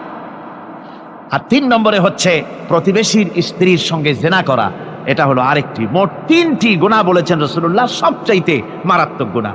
তার মধ্যে এই গুনাহগুলি তো আমাদের সমাজে চালু আছে। একদিকে সমাজের ভেতরে রয়েছে আল্লাহ ছাড়া মানুষের কাছে, মাজারের কাছে গিয়া, কবরের কাছে গিয়া, কবরওয়ালার কাছে চাওয়ার এই রেওয়াজ চালু আছে। এই রেওয়াজ কি চট্টগ্রামে কমেছে না বেড়েছে? কমেছে। জোরে কোন আলহামদুলিল্লাহ। কমে গিয়েছে, আগের তুলনায় বহুত কমেছে। যারা এই মাজারকে নিয়ে ব্যবসা করে তারা অনেকে বলেছেন যে আমাদের ইনকাম আগে যা ছিল তার থেকে 4 আনায় নেমে গিয়েছে, 12 আনাই শেষ। জোরে কোন আলহামদুলিল্লাহ, জোরে বলেন আলহামদুলিল্লাহ। এই মাজার পূজা থেকে বাঁচতে হবে। 2 নম্বরে রয়েছে সমাজের ভিতরে চালু আছে এই যে সন্তান হত্যা করা, এই হত্যা করার এক রেওয়াজ চালু আছে। এরপরে রয়েছে এমনে মানুষকে হত্যা করা। কলেজ ইউনিভার্সিটিতে যেভাবে মানুষ হত্যা করা হচ্ছে, এরা জানে না নিজের আদর্শকে প্রতিষ্ঠার জন্য আন্দাজ এবং অনুমানের উপরে ভিত্তি করে জেদ করে মানুষকে হত্যা করছে। কি বলেন, করে না? আল্লাহ রাব্বুল আলামিন বলেন, وَمَن يَقْتُلْ مُؤْمِنًا مُتَعَمِّدًا فَجَزَاؤُهُ جَهَنَّمُ خَالِدِينَ فِيهَا أَبَدًا। আল্লাহ রাব্বুল আলামিন বলেন, মুমিন বান্দা কি কেউ যদি ইচ্ছে করে কাউকে হত্যা করে তাহলে তার জায়গা হবে জাহান্নাম, তার আর কোনো শাস্তি নাই, একমাত্র জাহান্নামই হবে তার শাস্তি, চিরকাল জাহান্নামের ভিতরে থাকতে হবে। জোরে বলেন নাউজুবিল্লাহ। আজকে কলেজের মধ্যে, ইউনিভার্সিটিতে অনবরত আমরা হত্যাকাণ্ডের খবর শুনতে পাচ্ছি, সমানে হত্যা হচ্ছে। এই যে সন্ত্রাস এবং হত্যা যা হচ্ছে কলেজ ইউনিভার্সিটিতে, আপনারা আমাকে বলেন অনুরূপ হারে মাদ্রাসায় এই ধরনের সন্ত্রাস হচ্ছে? এত আস্তে জবাব দিলেন তাহলে বোধহয় হচ্ছে দেশে। মাদ্রাসায় সন্ত্রাসের কারণে, কোন টাইটেল মাদ্রাসা, ফাজেল মাদ্রাসা সন্ত্রাসের কারণে বন্ধ হয়েছে এমন কোন নজির আপনারা পেয়েছেন? পান নাই। কেন পান নাই? কলেজ বন্ধ হচ্ছে, ইউনিভার্সিটি বন্ধ হচ্ছে সন্ত্রাসের কারণে, মাদ্রাসা বন্ধ হয় না কেন? তার কারণ হচ্ছে কলেজ ইউনিভার্সিটিতে কোরআন পড়ানো হয় না, হাদিস পড়ানো হয় না, তাই তারা হত্যা করলে কি পাপ হয় তাও জানে না। হত্যা পাপ, হত্যার পাপ তো দূরের কথা, মানুষ কোরআন শুনতে আসে, কোরআন শুনতে আসাটাও তাদের বরদাস্ত হয় না। আমি জানতে পারলাম, এ মাহফিল আসার সময় জানতে পেরেছি, চট্টগ্রাম বিশ্ববিদ্যালয়ের কাছে থেকে শ্রোতৃমণ্ডলী মাহফিলের শ্রোতারা বাসে যখন আসতেছিল, সেখানকার কিছু সংখ্যক ছেলেরা ইট পাটকেল মেরেছে বাসের উপরে, বহুত লোক সেখানে আহত তারা করেছে। নাউজুবিল্লাহি মিন যালিক। কি শিক্ষা দেওয়া হচ্ছে সেখানে? কিন্তু মাদ্রাসায় তো হচ্ছে না। কেন হয় না? তার কারণ হচ্ছে মাদ্রাসাগুলিতে কোরআনে কারীম পড়ানো হয়, রাসূলুল্লাহর হাদিস পড়ানো হয়, সেখানে জানানো হয়, এই কথাগুলি পড়ানো হয়। যদি কেউ কাউকে হত্যা করে, জাহান্নাম ছাড়া কোনো জায়গা থাকবে না, চিরকাল জাহান্নামে থাকতে হবে, এই ভয়তে ওরা হত্যার ভিতরে যায় না। এই জীবন জীবন নয়, পরকাল আছে, কিয়ামতের দিন আল্লাহর দরবারে দাঁড়ায়া জীবনের সবকিছুর হিসাব দিতে হবে। এই জন্য তারা এসব জানে বলে, এসব তাদের রক্তে মাংসের ভিতরে ঢুকানো আছে বলে তারা চুরি ডাকাতি জেনা ব্যভিচার হত্যার দিকে তত যায় না যত এরা যায়। ঠিক কিনা বলে? কলেজ ইউনিভার্সিটিতে আজকে কোরআন শরীফ পড়ানো হয় না। মাদ্রাসা এবং মসজিদে, মাদ্রাসাগুলিতে যে কারণে সন্ত্রাস হয় না, ওই কারণটা যদি কলেজ ইউনিভার্সিটিতে ঢুকানো যায়, তাহলে সন্ত্রাস বন্ধ হতে পারে। ঠিক কিনা কর? আমার ভাইরা, আজ বাংলাদেশে যে কয়টা ইউনিভার্সিটি আর যতগুলি কলেজ আছে, এদেশের সাধারণ মানুষের রক্তার্জিত পয়সা দিয়েই এই কলেজ ইউনিভার্সিটি চালানো হয়, কিন্তু সেখানে কোরআন শরীফের তাফসীর পড়ানো হয় না, হাদিস শরীফ পড়ানো হয় না। হয়, সব পড়ানো হয়, কিন্তু কোরআনে কারীমের তাফসীর পড়ানো হয় না, হাদিস শরীফ পড়ানো হয় না।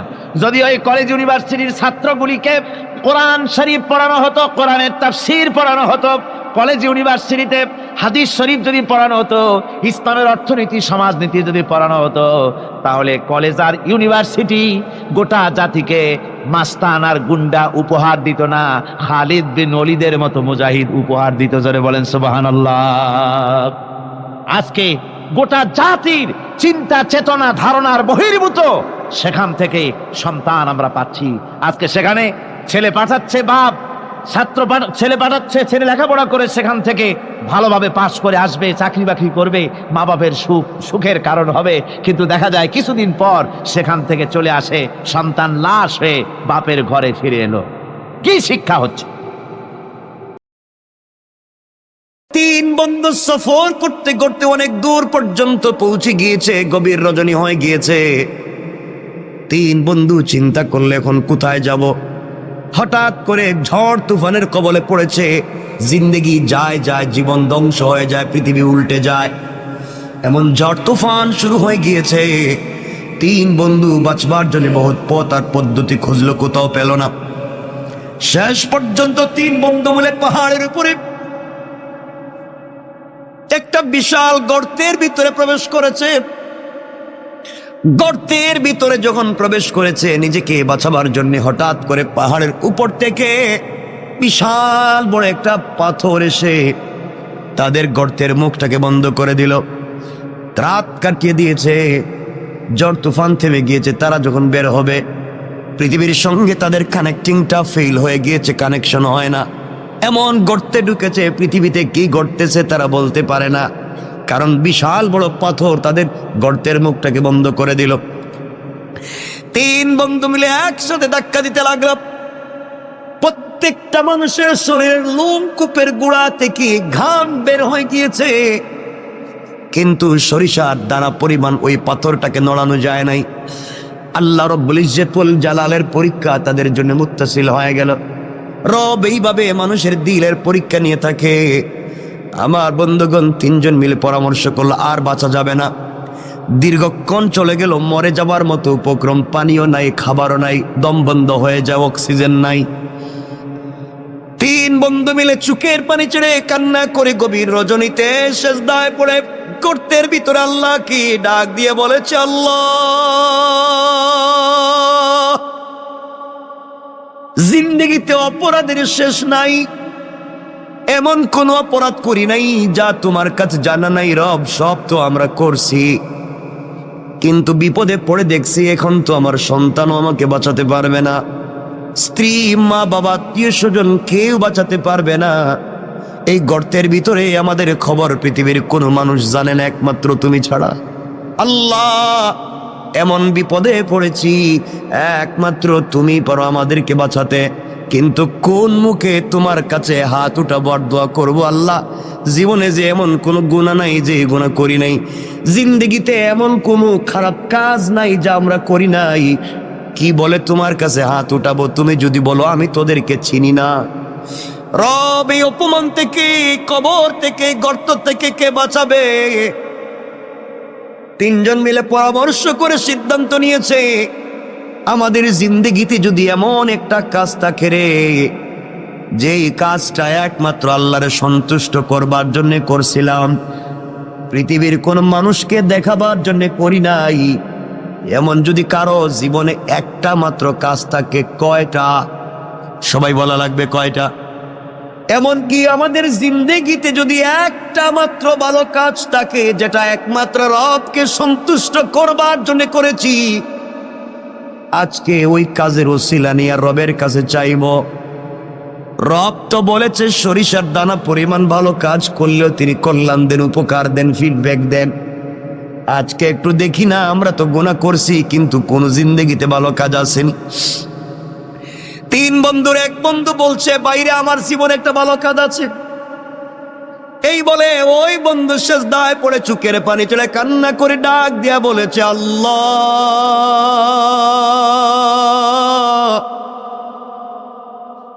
আমার জিন্দেগিতে একটা ভালো কাজের কথা আমার মনে পড়েছে।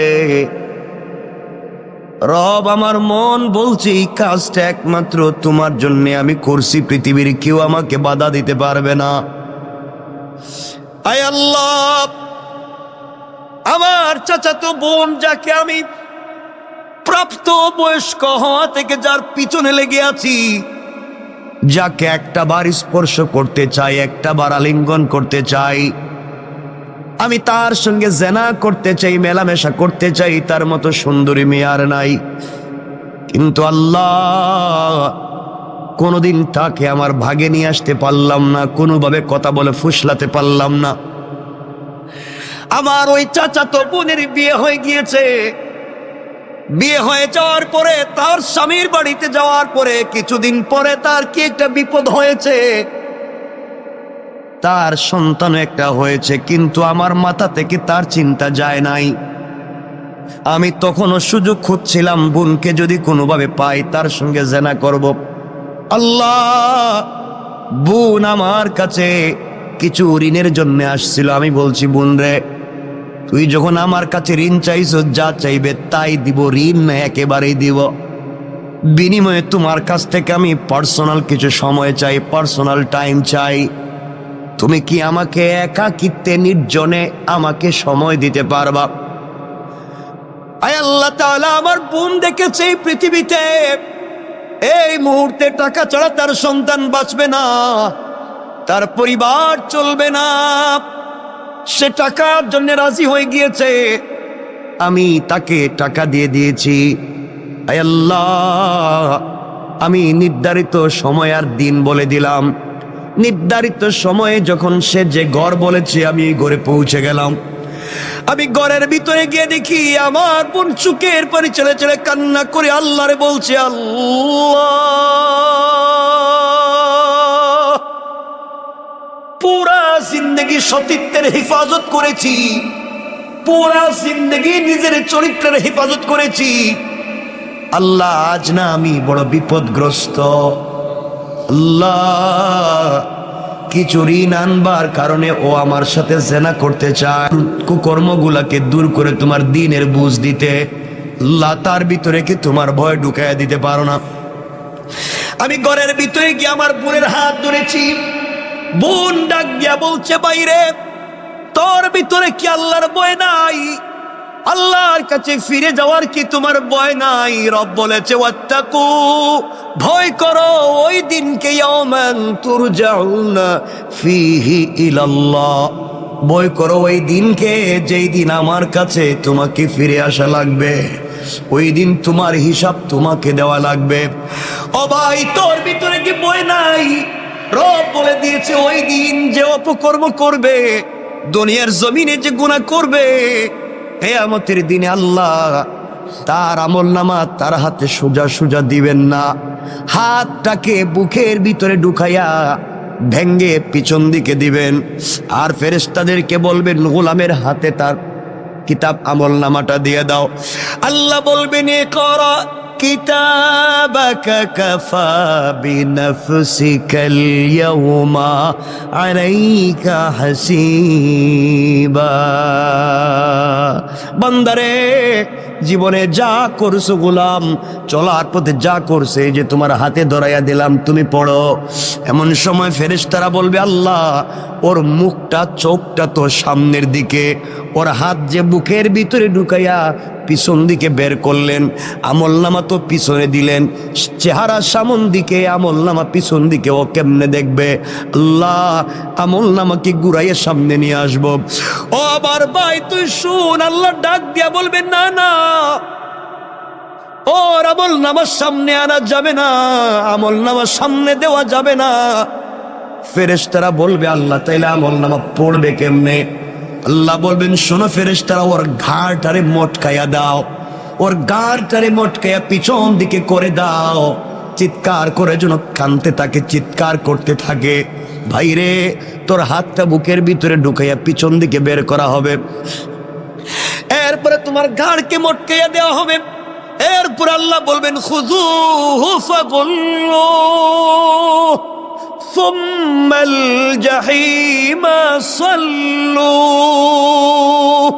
ওরে ধরো রে, ভালো করে ধরো, আর জাহান্নামের গরম শিকল দিয়া হাত পায়ে দড়ি লাগাও, অপমানিত গোলামের ন্যায় টেনে টেনে জাহান্নামে নিয়ে যাও। কেন রে ভাই তুই এই গুনার কাজ করে আমার সঙ্গে এত অপরাধ করবি? কেন রে ভাই তুই জাহান্নামের আগুনে জ্বলবি? ভাই তোর মনে কি আল্লাহর ভয় নাই? তোমার মনে কি জাহান্নামে যাওয়ার ভয় নাই? তোমার মনে কি আল্লাহর সামনে দাঁড়াবার ভয় নাই? তুমি কেমনে আমার সঙ্গে ওই নাফরমানি করবা?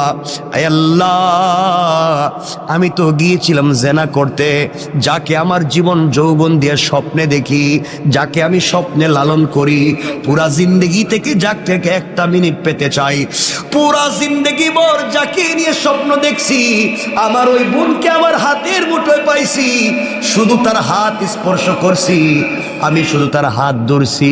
ওই সময় বোন আমাকে এই ওয়াজ শোনাইয়া দিছে।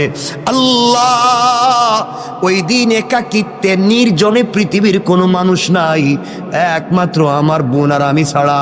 ওই দিন আমি তো গিয়েছিলাম খারাপ কাজ করতে, কিন্তু বোনের এক মিনিটের বক্তব্য শুনে তোমার ভয়ের কথা আমার ভিতরে ঢুকে গিয়েছিল। আমি আমার বোনের হাত ছেড়ে দিয়া ঘর থেকে বের হইয়া তোমাকে চিৎকার করে বলেছিলাম আল্লাহ তোমাকে ভয় পাইছি, বোনের কথায় হাত ছেড়ে দিয়েছি, আর জেনা করব না, এই বলে ঘর থেকে বের হয়েছিলাম, আর জিন্দেগিতে বোনের দিকে চোখ তুলে তাকাই নাই। আল্লাহ তাআলা ওই দিন তো কোনো পুলিশ ছিল না, র্যাব ছিল না, border guard, CID, DIB, NSID, GFI কেউ ছিল না, একমাত্র তোমার কথা শুনে তোমার ভয় আমার দিলে ঢুকে গিয়েছিল। তুমি বলেছো ওয়াত্তাকু ইয়াওমান তুরজাউনা ফীহি ইলাল্লাহ, আমার কাছে তো ফিরে আসা লাগবে। ওই যে ভয় ঢুকে গিয়েছিল, ভয়ের কারণে আমি হাত ছেড়ে দিয়েছি। আল্লাহ ওই দিনের কাজটা যদি একমাত্র তোমার ভয়ে, তোমার ভালোবাসায় হয়ে থাকে, আজকের মতো বিপদ থেকে বাঁচাইয়া দাও।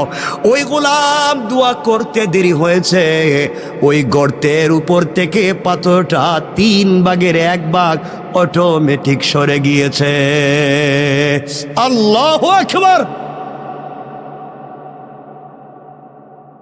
চিন্তা করেন কি বলতে চাই। আল্লাহর গোলাম বুঝতে পেরেছে।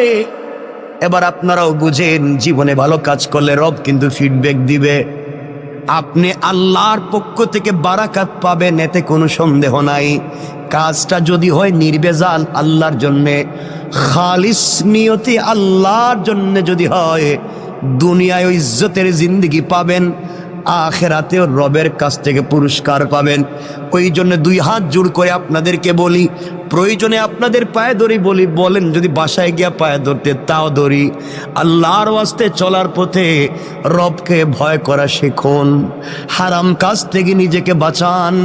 যেই সন্তান পরিবার আত্মীয় স্বজনের জন্য এত কষ্ট করি, কিয়ামতের দিন কিন্তু কেউ আমার আপনার আশেপাশে থাকবে না। সন্তান বাবার পরিচয় দিবে না, স্ত্রী স্বামীর পরিচয় দিবে না, মা বাবা সন্তানের পরিচয় দিবে না। ওই সময় একমাত্র নেক আমল তোমার আমার কল্যাণে আসবে। কথায় কথা চলে আসছে মাঝখান দিয়া বলে দেই, যদি আপনি জিন্দেগিতে দুনিয়ার জমিনে কোরআন তিলাওয়াত করা শিখতে পারেন, কোরআন তিলাওয়াত করেন, শুধুমাত্র কোরআন তিলাওয়াত, এত ছোট্ট একটা আমলও যদি করেন, আল্লাহর রাসূল সাল্লাল্লাহু আলাইহি ওয়াসাল্লাম বলে দিয়েছে, পৃথিবীর জমিনে কেউ যদি কোরআন তেলাওয়াতকারী হয়, ওই কোরআন তেলাওয়াত তাকে জান্নাতে না পৌঁছানো পর্যন্ত আল্লাহর দরবারে সুপারিশের শাফাআত করা বন্ধ করবে না। সুবহানাল্লাহ পড়েন। কথায় কথা চলে আসছে মধ্যখানে, 1 মিনিটে বলে দিই, আল্লাহর গোলাম দুনিয়ার জমিনে আল্লাহর গোলাম ইন্তেকাল করেছে। কবরে যাওয়ার পরে সবাই মিলে, আত্মীয় স্বজন মিলে গোসল করাইয়া, কাফন পরাইয়া, হাতে পায়ে বেড়ি দড়ি লাগাইয়া, রশ্মি দিয়া বেঁধে সাদা কাপড়ে প্যাকেটিং করে সবাই মিলে নিয়ে যায়, তাকে কবরের দিকে নিয়ে যায়। বান্দা চোখের পানি ছেড়ে ছেড়ে কান্দে আর বলে, সন্তান, তোর জন্যে না ঢাকা শহরে এত সুন্দর বাড়ি বানাইলাম, তুই কেমনে আজকে বাপরে বান দিয়া তুই কই নিয়ে যাস? ও সন্তান, তোর জন্য না এত বাপ এত কষ্ট করলাম, তুমি আমারে আজকে কোথায় নিয়ে যাও, কোন কবরে? সন্তান বলছে, হয়তো জুরাইন কবরস্থানে, আজিমপুর গুরুস্থানে, কোন জায়গায় নিয়ে যায়? সন্তান নিয়ে যায়, বাবা কাফনের ভিতর থেকে কান্দে, কেউ দুনিয়ার আওয়াজ শুনে না। ডাক দিয়া দেখে তার ভাইও তার খাটিয়ায় ধরছে। বাইরে ডাক দিয়া বলে, ভাই রে, আমার গলা না জড়াইয়া নাকি তুই ঘুমাইতি না? আমার গলা না জড়াইলে নাকি তোর ঘুম আসতো না? ছোটবেলায় দুইজন খেতে বসলে কত দুষ্টামি করছি, 2 ভাই মিলে দুনিয়ার জমিনে কত দুষ্টামি করলাম। কেমনে রে ভাই তুই আজকে আমাকে, কেমনে তুই আমাকে ভুলে গিয়া জাহান্নামের কবরের দিকে নিয়ে যাস? ভাইও কথা শুনবে না, তাকে দেখবে তার কলিজার টুকরা বন্ধু, সেও খাটিয়ে ধরে আছে, কবরের কাছে নিয়ে বলছে, মিনহা খালাকনাকুম ওয়া ফিহা নুঈদুকুম ওয়া মিনহা নুখরিজুকুম তারাতান উখরা। সবাই ডাক দিয়ে বলতেছে, ওখান থেকেই তুমি আসছিলা, আবার তোমাকে মাটিতে ঢুকাইয়া দিতেছি, কিয়ামতের দিন কিন্তু তুমি ওখান থেকেই উঠবা।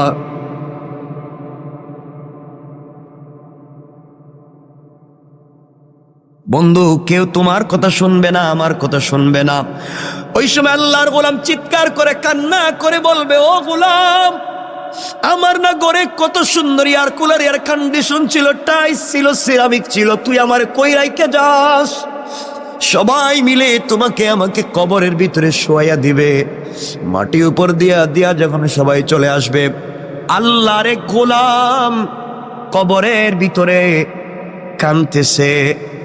এমন সময় ফেরেশতারা এসে তাকে জিজ্ঞেস করছে, মার রব্বুকা, ও গোলাম বলো না তোমার রবকে? গোলাম তো ঠিক মতো উত্তর দিতে পারে না, কারণ দুনিয়ায় রবের পথে চলে নাই। দুনিয়ায় রব যেই পথের কথা বলছে গোলাম, ওই পথে গোলাম চলে নাই। আজ গোলামকে কবরের ভিতরে বলছে, মার রব্বুকা, গোলাম জবাব দিতে পারে না। ফেরেশতারা বলছে, ওয়ামা দীনুকা, বলো না তোমার ধর্মের নাম কি, কোন ধর্ম নিয়ে আসছো? গোলাম জবাব পায় না। গোলামকে বলা হয়েছে, বলো না, মান হাদার রাজুলু আল্লাযী বুইসা ফীকুম, ওই ব্যক্তির চিনুনি দেখো তো, যেই ব্যক্তিকে তোমাদের হিদায়াতের জন্য পাঠানো হয়েছিল। আল্লাহর রসুলের চেহারা এভাবে উঠাইয়া ধরে বলবে, দেখো তো এই লোকটারে চিনুনি? তুমি আমি যদি দুনিয়ার জমিনে রসুলের চরিত্র নিয়ে, রসুলের আদর্শ নিয়ে কবরে যাই, তাহলে ওই লোকটারে দেখাইলে আমরা চিনতে পারবো আমার রসুল। কবরে দেখাইলে বলতে পারবো, ইয়া রাসূলুল্লাহ, দুনিয়ায় না আপনাকে দিল দিয়ে ভালোবেসেছি, কবরের রসুলের চেহারা দেখে চিনতে পারবেন। আর যদি দুনিয়ার জমিনে সেই রসুলকে ভালোবাসতে না পারেন, আল্লাহর রসুলের চেহারা দেখানোর পরও তুমি আমি চিনব না। ফেরেশতারা যখন 3টা প্রশ্নের জবাব পায় নাই, তাকে আঘাত করার জন্য 70 জন অন্ধ ফেরেশতা এক একজন ফেরেশতার ওই কাঁধ থেকে ডান কাঁধ থেকে বাম কাঁধে যেতে লাগবে 700 বছর। এমন 70 জন ফেরেশতা হাতের মধ্যে লোহার মুগুর নিয়ে দাঁড়িয়ে আছে, আঘাত করবে। 70টা সাপ বিচ্ছু দাঁড়িয়ে আছে, তাকে খেয়ে ফেলবে। চিৎকার করে আল্লাহর গোলাম কাঁদবে, তাও কেউ শুনবে না। কারণ এই দুনিয়ায় কাঁদলে তো কেউ না কেউ শুনবে, কিন্তু কবরে কাঁদলে কেউ কথা শুনবে না। ওই দিন একমাত্র রব শুনবেন। দুনিয়ায় রবরে শুনাইয়া যাও, কবরে গেলেও রব তোমার কথা শুনবেন। এমন সময় গোলাম দেখতেছে কবরের দুই পার্শ্বের মাটি অনেক দূর পর্যন্ত চলে গিয়েছে। এত দূর পর্যন্ত মাটি গিয়েছে, আল্লাহর গোলামকে আঘাত করবার জন্য, কবরের মাটি চাপ দেওয়ার জন্য এভাবে আসতেছে। এক পাজরের হাড় অপর পাজরে ঢুকে যাবে। আল্লাহর গোলাম চক্ষু বন্ধ করে দিয়েছে। চক্ষু বন্ধ করে চিৎকার করে ডাক দিয়া কবরের ভিতরে বলছি, আল্লাহ, কেউ নাই। এই বিপদে আমার সন্তানও নাই, সন্তান আমার বিছানায় ঘুমায়। স্ত্রী হয়তো অন্যের হাত ধরে অন্য কাউকে বিয়ে করে ফেলেছে, বা এগুলা হয়তো আমার সম্পত্তি এত মুহূর্তে বাগ বাটুয়ারা করে ফেলছে। আল্লাহ, আমার দোকানের গদিতে হয়তো আরেকজন বসে গিয়েছে। আমি মনে করছিলাম আমি ছাড়া মনে হয় দুনিয়া চলবে না, এখন দেখি আমি ছাড়া আমার ঘরও চলে, আমি ছাড়া আমার দোকানও চলে। আজ এই সন্তানেরা আমাকে ছাড়া চলতো না, এরাও দেখি এখন চলে। যে স্ত্রী আমাকে জড়িয়ে না ধরে ঘুমাইতো না, স্ত্রীও দেখি চলে। আল্লাহ, দুনিয়া তো আগের জায়গায় আছে, কিন্তু আমি যে নাই, আমার কথা কেউ মনে করে না। গোলাম কান্দে, চিৎকার করে কান্দে।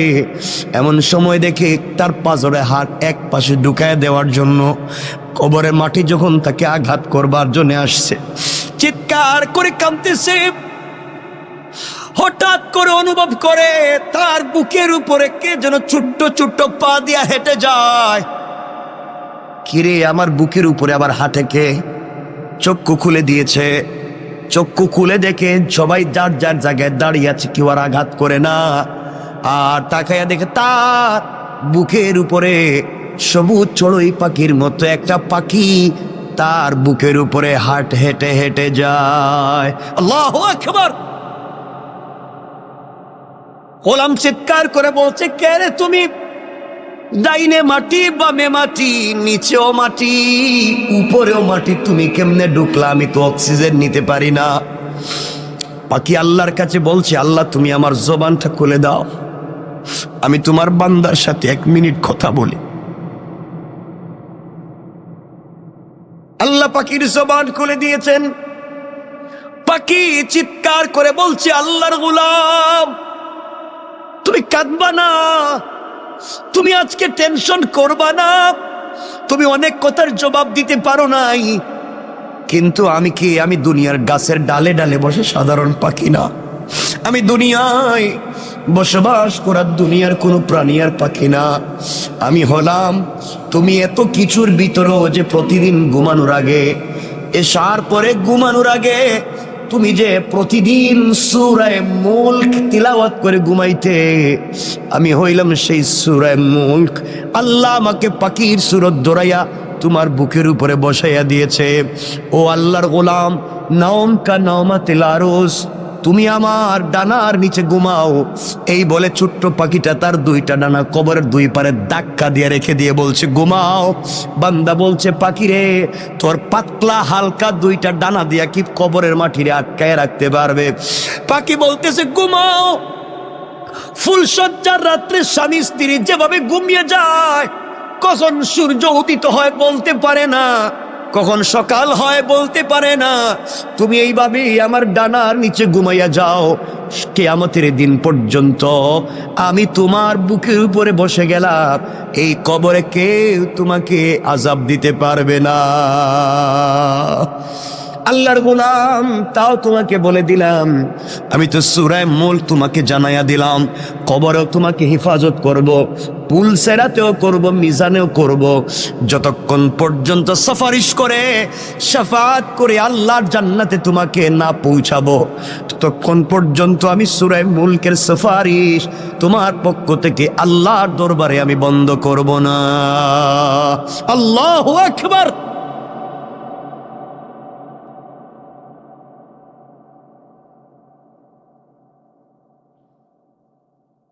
চিন্তা করেন। এই জন্য আল্লাহর গোলাম কথা লম্বা করতে চাই না, শুধু এতটুকুন বুঝাতে চাই, কার অহমিকায় পড়েছ? দুনিয়া তোমারে কেমনে এত পাগল করছে? দুনিয়া তোমার এত পাগল কেমনে করছে গোলাম? সব না সৌন্দর্য এখানেই থাকবে।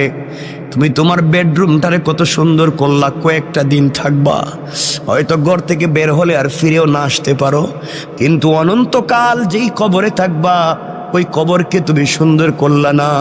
আল্লাহর গোলাম, ওই আল্লাহর গোলাম যখন কান্না করছে, কবর 3 ভাগের 1 ভাগ, গর্তের ভিতর থেকে পাথর 3 ভাগের 1 ভাগ সরে গিয়েছে। আর একজন গোলাম সেজদায় পড়ে ডাক দিয়া বলছে, আল্লাহ, আমিও তো 3 বন্ধুর একজন, আমার জীবনে কোনো নেক আমল নাই, আমার জীবনে কোনো ভালো কাজ নাই, ভালো করে জানি।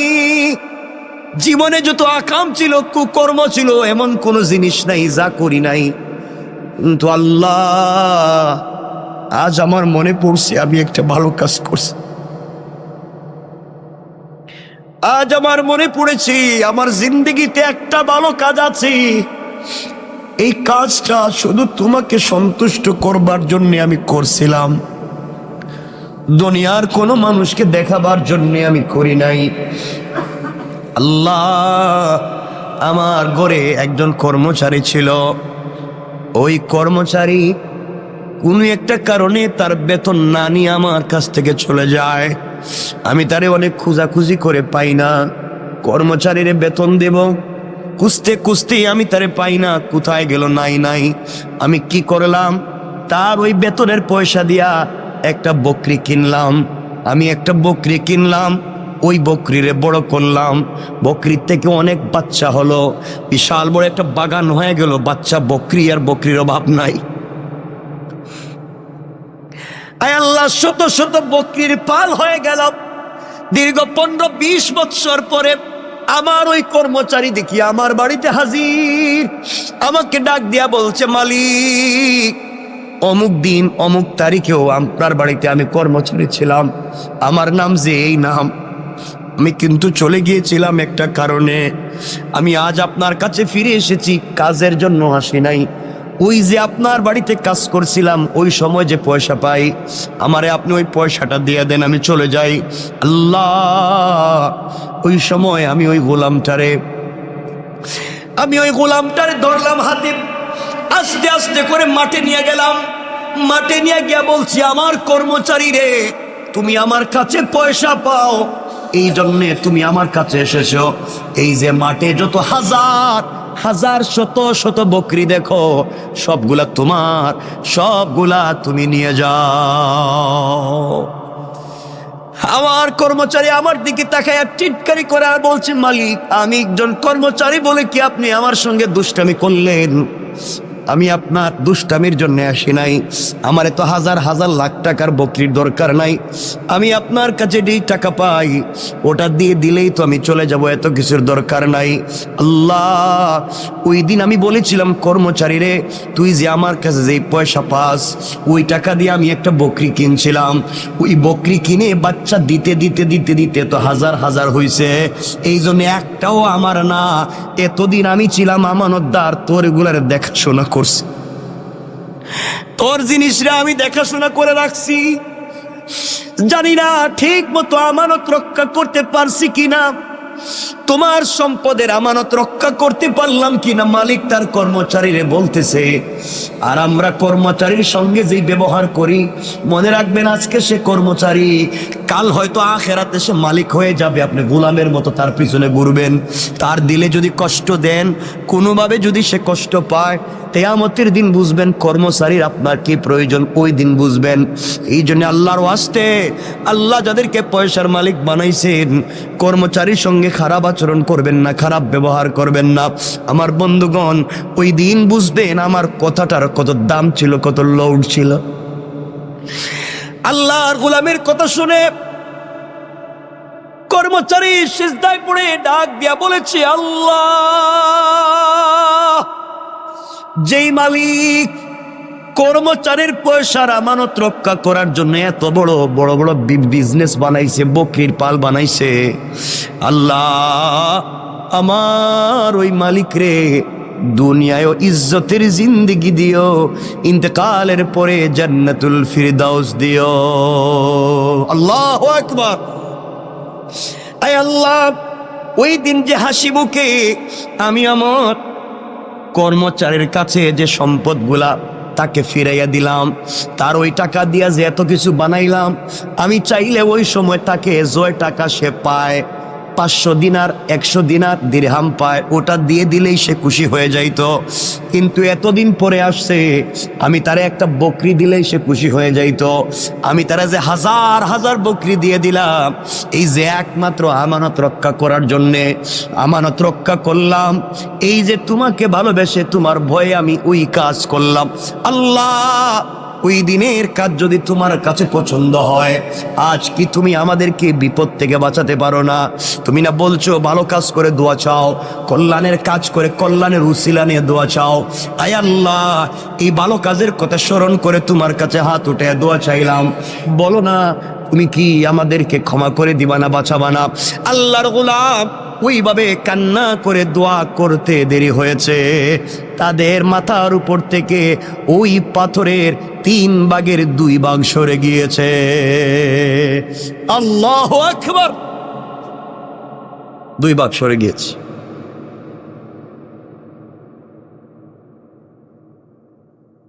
তারা অনেক ট্রাই করছে বের হওয়া যায় কিনা, দেখলো বাইরেও যায় না, ওই আরেকটা ভাগ যাইতেইব। 2 জন বন্ধু যখন আল্লাহর কাছে দোয়া করছে, আল্লাহ তাআলা তাদেরকে বাঁচাইয়া দিয়েছেন। 3 ভাগের 2 ভাগ পাথরটা গর্তের মুখ থেকে সরে গিয়েছে, আরেক ভাগ গেলেই তারা বাইর হইতে পারে। এখন তো 2 জন দোয়া করছে, এখন আরেকজন চিন্তা করছে আমার জীবনে তো কোনো ভালো কাজ নাই, আমি তো বইলে কিন্তু লাভ হবে না।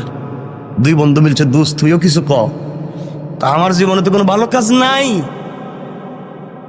জানি আমি তো তোদের চাইতেও খারাপ। না, মনে কর তোর কোনো ভালো কাজ আসেনি জীবনে, মনে করে দেখ, থাকলে একটু ক আল্লাহরে, আজকে বাস্তবতে নিলে মরা ছাড়া পথ নাই। এমন সময় গোলাম বলতেছে, ভাই আমারও তো একটা ভালো কাজের কথা মনে পড়ছে।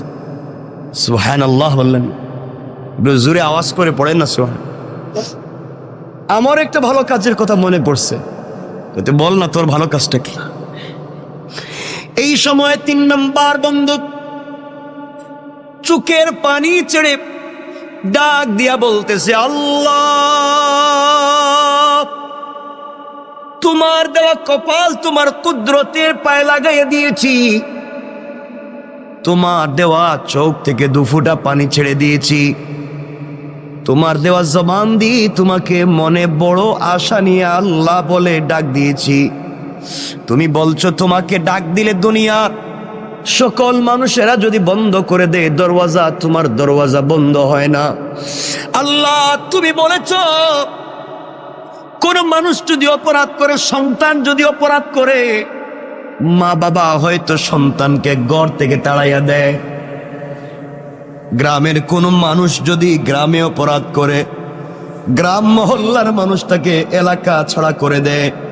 আল্লাহ, কোন ছাত্র যদি ক্লাসে অপরাধ করে, টিচার তাকে ক্লাস থেকে বের করে দেয়। কোন মুরিদ যদি পীরের সঙ্গে অপরাধ করে, পীর তাকে খানকা থেকে বের করে দেয়। আয় আল্লাহ, এমনকি যেই মায়ের পেট থেকে বের হয়েছি, সেই মাও তার সন্তানটাকে তাড়াইয়া দিতে পারে। আল্লাহ, কোন নবী তার উম্মতকেও তো তাড়াইয়া দিতে পারে। আয় আল্লাহ, তুমি বলেছো সবাই আমার গুনাহগার গোলামরে তাড়াইয়া দিতে পারে, কিন্তু আমি রব তো আমার গোলামরে নিজের হাত দিয়ে বানাইছি। মা 10 মাস 10 দিন ভাড়াটিয়ার মতো একটা সন্তানরে পেটে নিছে, মাত্র 10 মাস 10 দিন। ওই মায়ের নাড়ি ছেড়া দন কিছু হলেই মা পাগল হয়ে যায়।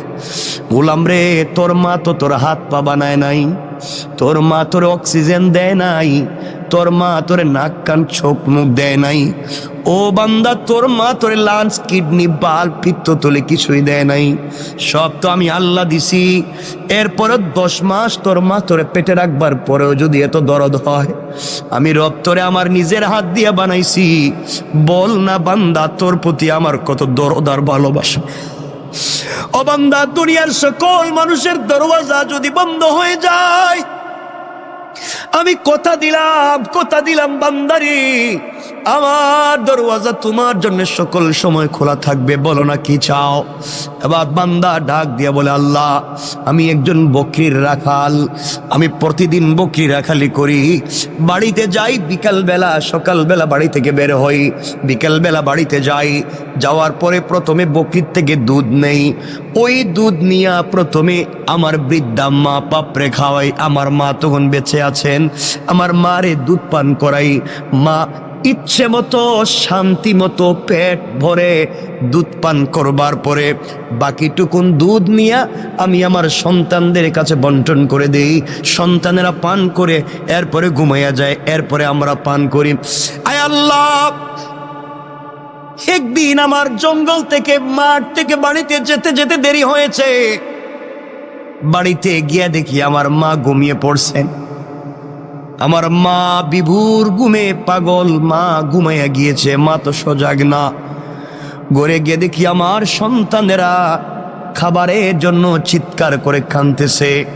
আমি যখন বকরির থেকে দুধ দোহন করি, সন্তানেরা লাইন ধরে গুল হয়ে আমার পাশে বসছে আর বলছে, আব্বা একটু দুধ দেও না, আর সহ্য হয় না, পেটে খিদে লাগছে, রাত্রে যে ঘুমাতে হবে, একটু দুধ দাও। আমি সন্তানের দিকে তাকাইয়াও দেখি নাই কে আমার কাছে দুধ চাইল।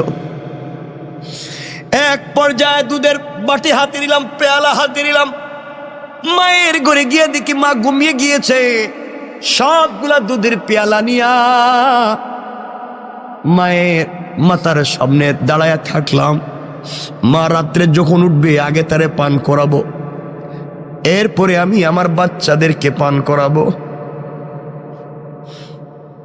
আল্লাহ, আমার বাচ্চাগুলো আমার পায়ের কাছে এসে পা জড়াইয়া কাঁদতেছে, বলতেছে, আব্বা তুমি আমাদেরকে 1 ফোঁটা দুধ পান করাও। সারা রাত সন্তানের কাঁদতে কাঁদতে আমার পায়ের কাছে ঘুমাইয়া গেল। 1 ফোঁটা দুধও আমি সন্তানদেরকে আগে দেই নাই। ওই মায়ের অপেক্ষা করতেছি মা কখন ঘুম থেকে উঠবেন। আয় আল্লাহ, ও মুনিব, এইভাবে সারা রাত চলে গিয়েছে। সকালবেলা মা যখন ঘুম থেকে উঠছে, মা আমাকে দেখে তো হতভম্ব হয়ে গেছে। মা বলছে, বাবা তুই কি ঘুমাস নেই? সারা রাত কি করলি এখানে? মা, আগে তুমি ঘুমিয়ে গিয়েছো, তোমাকে দুধ পান করাতে পারি নাই, এই জন্য সারা রাত এখানে দাঁড়াইয়া দাঁড়াইয়া দুধের পেয়ালা হাতে নিয়েছিলাম। তোমার যদি ঘুম ভাঙ্গে আমি তোমারে আগে দুধ পান করাবো। মা বলছেন, আমার নাতিগুলার অবস্থা এমন কেন? মা, ওরা তো আমার কাছে আসছিল 1 ফোঁটা দুধ পান করতে, আমি কিন্তু ওদেরকে আগে দেই নাই। আগে বলছি আমার মা, এরপরে তোমরা। ও মা, তোমার জন্য আমি সন্তানদেরকেও পান করাই নাই। আমার মা আমার জন্য তো 2 হাত উঠে দোয়া করছে আর বলছে, আল্লাহ আমার সন্তান আমার যে ভালোবাসা দিয়েছে, দুনিয়ায় কোনো বিপদে আমার সন্তানরে ফালাইও না।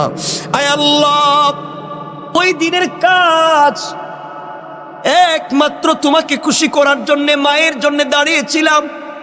আয় আল্লাহ তাআলা, চাইলে আমি আমার সন্তানদেরকে দুধ পান করাইতে পারতাম, চাইলে আমিও পান করতে পারতাম, চাইলে আমার স্ত্রীরও পান করাইতে পারতাম। মা যখন উঠবে তখন দিব, মায়ের জন্য তো অপেক্ষা করা দরকার ছিল না। একমাত্র তোমাকে ভালোবেসে, তোমাকে মোহাব্বত করে, তোমাকে পাওয়ার জন্যে, তোমাকে খুশি করার জন্যে আমি যে কাজ করছি, এই কাজটা যদি ওই দিন তোমার কাছে পছন্দ হয়ে থাকে, আজকের বিপদ থেকে আমাদেরকে বাঁচাইয়া দাও উসিলা নিলাম। বলতে দেরি হয়েছে, কসম কসম রব্বে পাকের জাতে, ওই গোলাম দোয়া করে বলতে দেরি হয়েছে, পুরাটা পাথর তাদের গর্তের মুখ থেকে সরে যাইতে 1 মিনিটও দেরি করে নাই। সুবহানাল্লাহ জুরে। আমার বন্ধুগণ, 3 বন্ধু বেঁচে গিয়েছেন। এই জন্যে কথাটা তো শুরু করছিলাম ওখানেই, জীবনে যদি সরিষার দানা পরিমাণও ভালো কাজ করেন, রব কিন্তু তোমাকে আমাকে এটা দিবে। আল্লাহ কোরআনে বলছেন, ফামাইয়ামাল মিসকালা যাররাতিন খায়রান ইয়ারা, সরিষার দানা পরিমাণ যদি ভালো কাজ করো, ওটারও কিন্তু বদলা দিব। ওয়ামাইয়ামাল মিসকালা যাররাতিন শাররান ইয়ারা, আর তোমরা যদি খারাপ কাজ করো সরিষার দানা পরিমাণ, তারও হিসাব দেওয়া লাগবে। এই জন্যে দুহাত জোর করে যেই কথা শুরুতেই বলছিলাম, দরকার হলে পায়ে ধরে বললাম, আল্লাহর ওয়াস্তে চলার পথে ভুল তো করব না, মানুষের হক মারব না, আমানতের খেয়ানত করব না, অন্যায় আচরণ করব না, ছোট থেকে ছোট হলেও আল্লাহকে সন্তুষ্ট করার জন্য ভালো কাজ করব। রব বলে দিয়েছে, তুমি যদি আমাকেই পাওয়ার জন্য ভালো কাজ করো বান্দা, আমি কথা দিলাম তোমার এই ছোট্ট একটা আমলই তোমাকে জান্নাত পর্যন্ত নিয়ে যেতে পারে। পড়েন সুবহানাল্লাহ। আমার কথা কি আপনারা বুঝছেন এতক্ষণে? তাহলে এত আলোচনা করে যেটা বোঝাতে চাইলাম, এই পুরা 1 ঘন্টা কথা বলছি, একটা বিষয় বোঝাবার দিন, যে আমাকে আপনাকে ফিরে যাওয়া লাগবে আল্লাহর সামনে। সরিষার দানা পরিমাণ ভালো কাজ করলেও জবাব দিতে হবে, খারাপ কাজ করলেও জবাব দিতে হবে। সুতরাং আমরা কোনোভাবে অন্যের সম্পত্তি তো নিজে খাবো না, নিজের লিডার হলে কখনো পাবলিকরে ঠকাবো না, এবং নিজের সম্পত্তি বাঁচাবার জন্য, অন্যের সম্পত্তি ধ্বংস করবার জন্য রাষ্ট্রের কাছে কুপ্রস্তাব দিয়া কাউকে বিপদে ফেলবো? বলেন ফেলবো? এটা হলো এতক্ষণের আলোচনার মূল মাকসাদ, আয়াতের মৌলিক ভাবার্থ। এতক্ষণ যদি কথা বুঝে থাকেন তো বলেন, রব একজন মানুষ ভালো কাজ করছে, তার উপকার দিচ্ছেন না দিচ্ছেন না? কথা তো অনেক মনে পড়ে, কিন্তু আমাদের সময় তো কমে যাইতেছে। কমে গেছে না? আপনাদের অসুবিধা হইতেছে নি? সময় যদিও আছে আমার হাতে, কর্তৃপক্ষের দেওয়া, কিন্তু আপনাদের তো কষ্টের দিকে আমার খেয়াল রাখতে হয়। যেন কষ্ট হইতেছে কিনা বুঝতেছি না, হয় না? বেশি নিব না, যদিও লম্বা হয় আমি নিব না। কথা বলতে চাই, রব বলেছেন উপকার করলে তিনি দিবেন কি দিবেন না? বলেন না, দিবেন। কথাটা শোনেন, হাসান বসরি রহমতুল্লাহ আলাইহির মালফুজাত থেকে পাওয়া যায়। একবার হাসান বসরি রহমতুল্লাহ আলাইহি কবরের পাশ দিয়ে যাচ্ছেন, খুব বুঝবেন, কবরের পাশ দিয়ে যাইতেছে। চিন্তা করলেন, কবরের কাছে গিয়ে চিন্তা করলেন, একটু মোরাকাবা করে দেখি তো কবরের মানুষ কেমন আছে। মোরাকাবা করলেন, করে দেখেন কবরের মানুষ খুব খুশি, হাসি খুশি, কেউ কষ্টে আছে, কেউ দুঃখে আছে। আর এর মধ্যে একজন মুরব্বী, কবরের ভিতরে তার খুব আযাব হইতেছে। একজন মুরব্বীর কবরে খুব বেশি আযাব হইতেছে। আর আবার দেখলেন আরেক জায়গায়, দেখেন আরেকজন মুরব্বী বসে রইছে আর হাসতেছে। তিনি কিছু দুরূদ পড়লেন, তিনি কিছু দোয়া করলেন, এই সওয়াবগুলো আল্লাহ তাআলা কবরে পৌঁছাইয়া দিলেন। সুবহানাল্লাহ পড়েন না? তিনি তাকাইয়া দেখেন কবরের সকল মানুষ লাইন ধরে এসে এই সওয়াবগুলা নিয়ে যায়। এক মুরব্বী বসে রইছে কর্নারে, ও আয় না, উঠে না। হাসান বসরি বলেন, মোরাকাবায় তাকে জিজ্ঞেস করলাম, বাবা কবরের মানুষ কি বিপদে আছে? আমি সূরা ফাতিহা তিলাওয়াত করলাম, সূরা ইখলাস পড়লাম, এর সবটুকুন কবরে পৌঁছাইলাম, সব মানুষ এসে নিয়ে যায়। তুমি দিকে আসতেছো না, ঘটনা কি? কয় আমার দরকার নাই। দরকার নাই কেন? কয় আমার একটা ছেলে আছে, অমুক বাজারে দোকানদারি করে, ওই ছেলে প্রতিদিন আমার জন্য কোরআন তিলাওয়াত করে সওয়াব আমার কবরে পৌঁছাইয়া দেয়।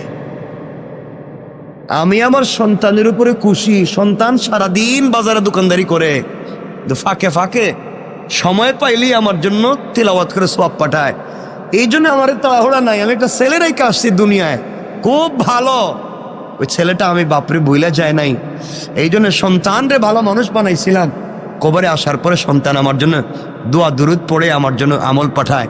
আর আমরা এমন সন্তান রাইখা যাই, বাপ মারা যাওয়ার আগেই এর মাইরা ফেলায়। কথা বলেন না কেন? মা বাপ মারা যাওয়ার আগে এমন কষ্ট দেয়, তো এমনি জিন্দা মরে যায়। খাবার দেয় না, বউরে নিয়ে আলাদা থাকে, মা বাপরে দেখতে পায় না, মা বাপের সঙ্গে ভালো আচরণ করে না, স্ত্রী সন্তান যা বলে তাই শুনে, মা বাপকে এই ভালো জায়গায় রাখতে চায় না, মা বাপের ঠিক মতো ঔষধপাতি দেয় না, খবরাখবর রাখতে পারে না, মা বাপকে পয়সা দিলে হিসাব করে। এই সমস্ত নাফরমানি আমাদের ভিতরে হর হামেশা হয়ে গেছে, ঠিক না? হাসান বসরি বলেন, আমি মোরাকাবা শেষ করব, একজন মুরব্বী খুব কাঁদতেছেন, আযাব হইতেছে। আমি জিজ্ঞেস করলাম কারণ কি? মুরব্বী বলছেন, বাবা আমার একটা মেয়ে আছে। কি আছে? খুব দুশ্চরিত্রা, খারাপ খারাপ কাজ করে বেড়ায়। আর ও যত গুনার কাজ করে, ওর গুনার কাজের ভাগ আমার কবরে আসে, আমি পাই। কারণ মেয়েটারে ভালো বানাইতে পারি নাই, যেন বাপ হিসাবে আমি মেয়েরে কেন ভালো বানাইতে পারলাম না। ওই মেয়ে খারাপ কাজ করলে আমার কাছে গুনাহ চলে আসে। আর ওই বেচারা বলতেছে, আমার ছেলে দুনিয়া তেলাওয়াত করে আমার কাছে সওয়াব চলে আসে। অর্থাৎ সন্তানকে যদি ভালো মানুষ বানাইয়া যেতে পারেন, সন্তান ভালো কাজ করলে তারও একটা অংশ পাবেন, সন্তান খারাপ কাজ করলে তারও একটা।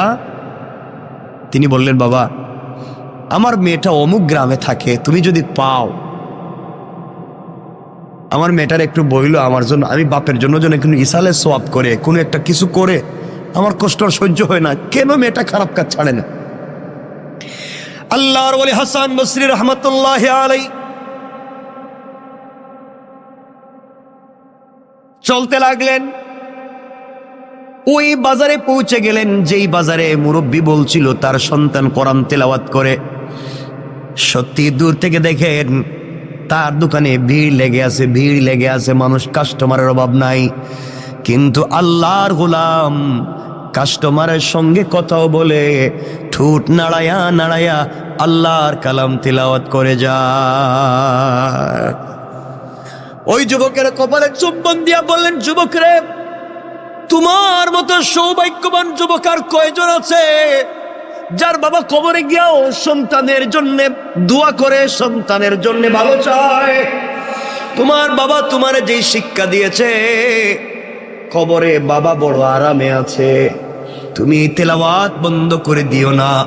আমার বন্ধুগণ, যুবকের কাছ থেকে বিদায় নিয়া আল্লাহর গোলাম হাঁটতে লাগলেন ওই মেয়ের বাড়ির দিকে। ওই মেয়ের বাড়ির কাছাকাছি পৌঁছে গেলেন, মানুষরা খবর দিলেন, অমুক নামে কি এলাকায় কোনো মুরব্বী ছিলেন। সবাই বলছে, এই যে পাশে যেই বাড়ি দেখা যায়, এই বাড়িটাই হচ্ছে মুরব্বীর বাড়ি। আল্লাহর ওলি হাসান আল বসরি রহমতুল্লাহ আলাইহি আস্তে আস্তে করে মুরব্বীর বাড়ির কাছে পৌঁছে গেলেন। গিয়া দেখেন বাড়ির ঘরের ভিতরে কেউ নাই। একটা যুবতী মেয়ে পুকুরের মধ্যে অথবা একটা হাউসের মধ্যে সে গোসল করে। হাসান আল বসরি ডাক দিয়া বলছেন, মা, অমুক কি তোমার বাবা হয়? কয়, আমার বাবা, তিনি মরে গেছেন না বেঁচে আছেন? অনেক দিন আগে তিনি মরে গিয়েছেন। মারে, আমি হাসান আল বসরি বলছি, মোরাকাবা করে দেখছি তোমার বাপের বড় কষ্ট হয়, বড় আযাব হয়। কবরের ভিতরে তোমার বাবা বড় কষ্টে আছে। তুমি কি চাও না তোমার বাবার জন্য কিছু উপকার করতে? চাও না তোমার বাবার জন্য কিছু একটা দোয়া করো, অথবা সম্মিলিতভাবে মানুষকে দিয়া দোয়া করাও? তোমার বাবার কোনো কল্যাণ করো, বাপ তো বড় কষ্টে আছে। মেয়েটা বাপের কষ্ট শুনবার পরেও অট্ট হাসি দেয়, টিটকারি করে। এই কথা বলে বলছে, আমি আবার কেমনে বাপের উপকার করব, আমার দ্বারা হবে না। ওই বাপরে আমি কেমনে করব? আমার জীবন, আমার যৌবন, আমি যেভাবে মন চায় সেভাবে চলবো, আমি কেন তার জন্য উপকার করতে যাব? ও হাসান আল বসরি, আপনি বলেছেন আমি যেন গুনাহ ছেড়ে দেই। আমি কিসের গুনাহ করি? আমি তো জীবনটাকে এনজয় করি। আপনার আবার কি আসে যায়? আমার বাবারই বা কি হয়? জীবনটা তো আমার, আমার যা মন চায় তা করব। মনে রাখবেন, একজন নারী যদি জাহান্নামে যায়, 4 পুরুষরে নিয়ে জাহান্নামে যাবে। আবারও বলছি, একজন নারী যদি জাহান্নামে যায়, 4 জন পুরুষরে নিয়ে জাহান্নামে যাবে। নারী যদি জাহান্নামে যায়, তার বাপরে নিয়ে যাবে। নারী যদি জাহান্নামে যায়, তার স্বামীরে নিয়ে যাবে। নারী যদি জাহান্নামে যায়, তার ভাইরে নিয়ে যাবে। নারী যদি জাহান্নামে যায়, তার সন্তানরে নিয়ে যাবে। কেন সন্তান তাকে ভালো পথে রাখলো না? কেন ভাই তাকে ভালো পথে রাখলো না? কেন স্বামী তাকে ভালো পথে রাখলো না? কেন বাবা তাকে ভালো পথে রাখলো না? এই জন্য এক নারী জাহান্নামে গেলে 4 পুরুষ জাহান্নামের জন্য প্রস্তুত হও। আল্লাহ রাব্বুল ইজ্জত ওয়াল জালালের ওলি হাসান আল বসরি যখন মেয়েটাকে বললেন, মেয়ের কাছ থেকে ভালো উত্তর পেলেন না। এক পর্যায়ে মেয়েটা টিটকারি করে ওই পুকুরের ভিতর থেকে পানি দিয়া হাসান আল বসরির উপরে ফিকে মারছে। হাসান আল বসরির মুখের উপরে পানি মারছে, কয় নেন আপনি পানি নিয়ে যান, এই পানি দিলাম, যান আপনি আমার বাবার জন্য কি উপকার করতে পারি? আমি আমার বাপের জন্য কোনো উপকার করতে পারবো না, এই বলে পানি মারছে। হাসান আল বসরি বড় কষ্ট পেলেন। কিছুদিন পরে আবার মুরাকাবা করলেন। ওই কবরের পাশ দিয়ে যাওয়ার সময় আবার তিনি মুরাকাবা করলেন। করে দেখেন, যেই বেচারা এতদিন ওই কবরের কর্নারে বসে থাকতো, গুরুস্থানের আসতো না, সোয়াবের জন্য আসতো না, দেখা দেয় সবার লাইনের আগে, সবার আগে আইসা দাঁড়াইয়া গেছে। হাসান আল বসরি যা তিলাওয়াত করছেন, তার সোয়াবটুকুন কবরে বক্সাইয়া দিলেন। ওই আল্লাহর গোলাম নেওয়ার জন্য দাঁড়াই আছে। তিনি বললেন, বাবা ওই দিন না আপনি সবার পিছনে ছিলেন, বসা ছিলেন, আসলেন না, আজ কেন আপনি সবার আগে আগে আসলেন? আল্লাহর গোলাম চুকের পানি ছেড়ে ডাক দিয়ে বলছে, হাসান আল বসরি, ওই দিন আমি আসিনি, আমার সন্তান দুনিয়ার জমিনে বেঁচে ছিল, আমার জন্য তিলাওয়াত করে সোয়াব পাঠাইছে। গত কয়েকদিন আগে আমার সন্তানটাও মরে গেছে, এখন কেউ আর আমার জন্য তিলাওয়াত করে সোয়াব পাঠায় না, এই জন্যে আমার জন্য আর কেউ নাই, ওই জন্যে আমিও লাইনে দাঁড়াইছি।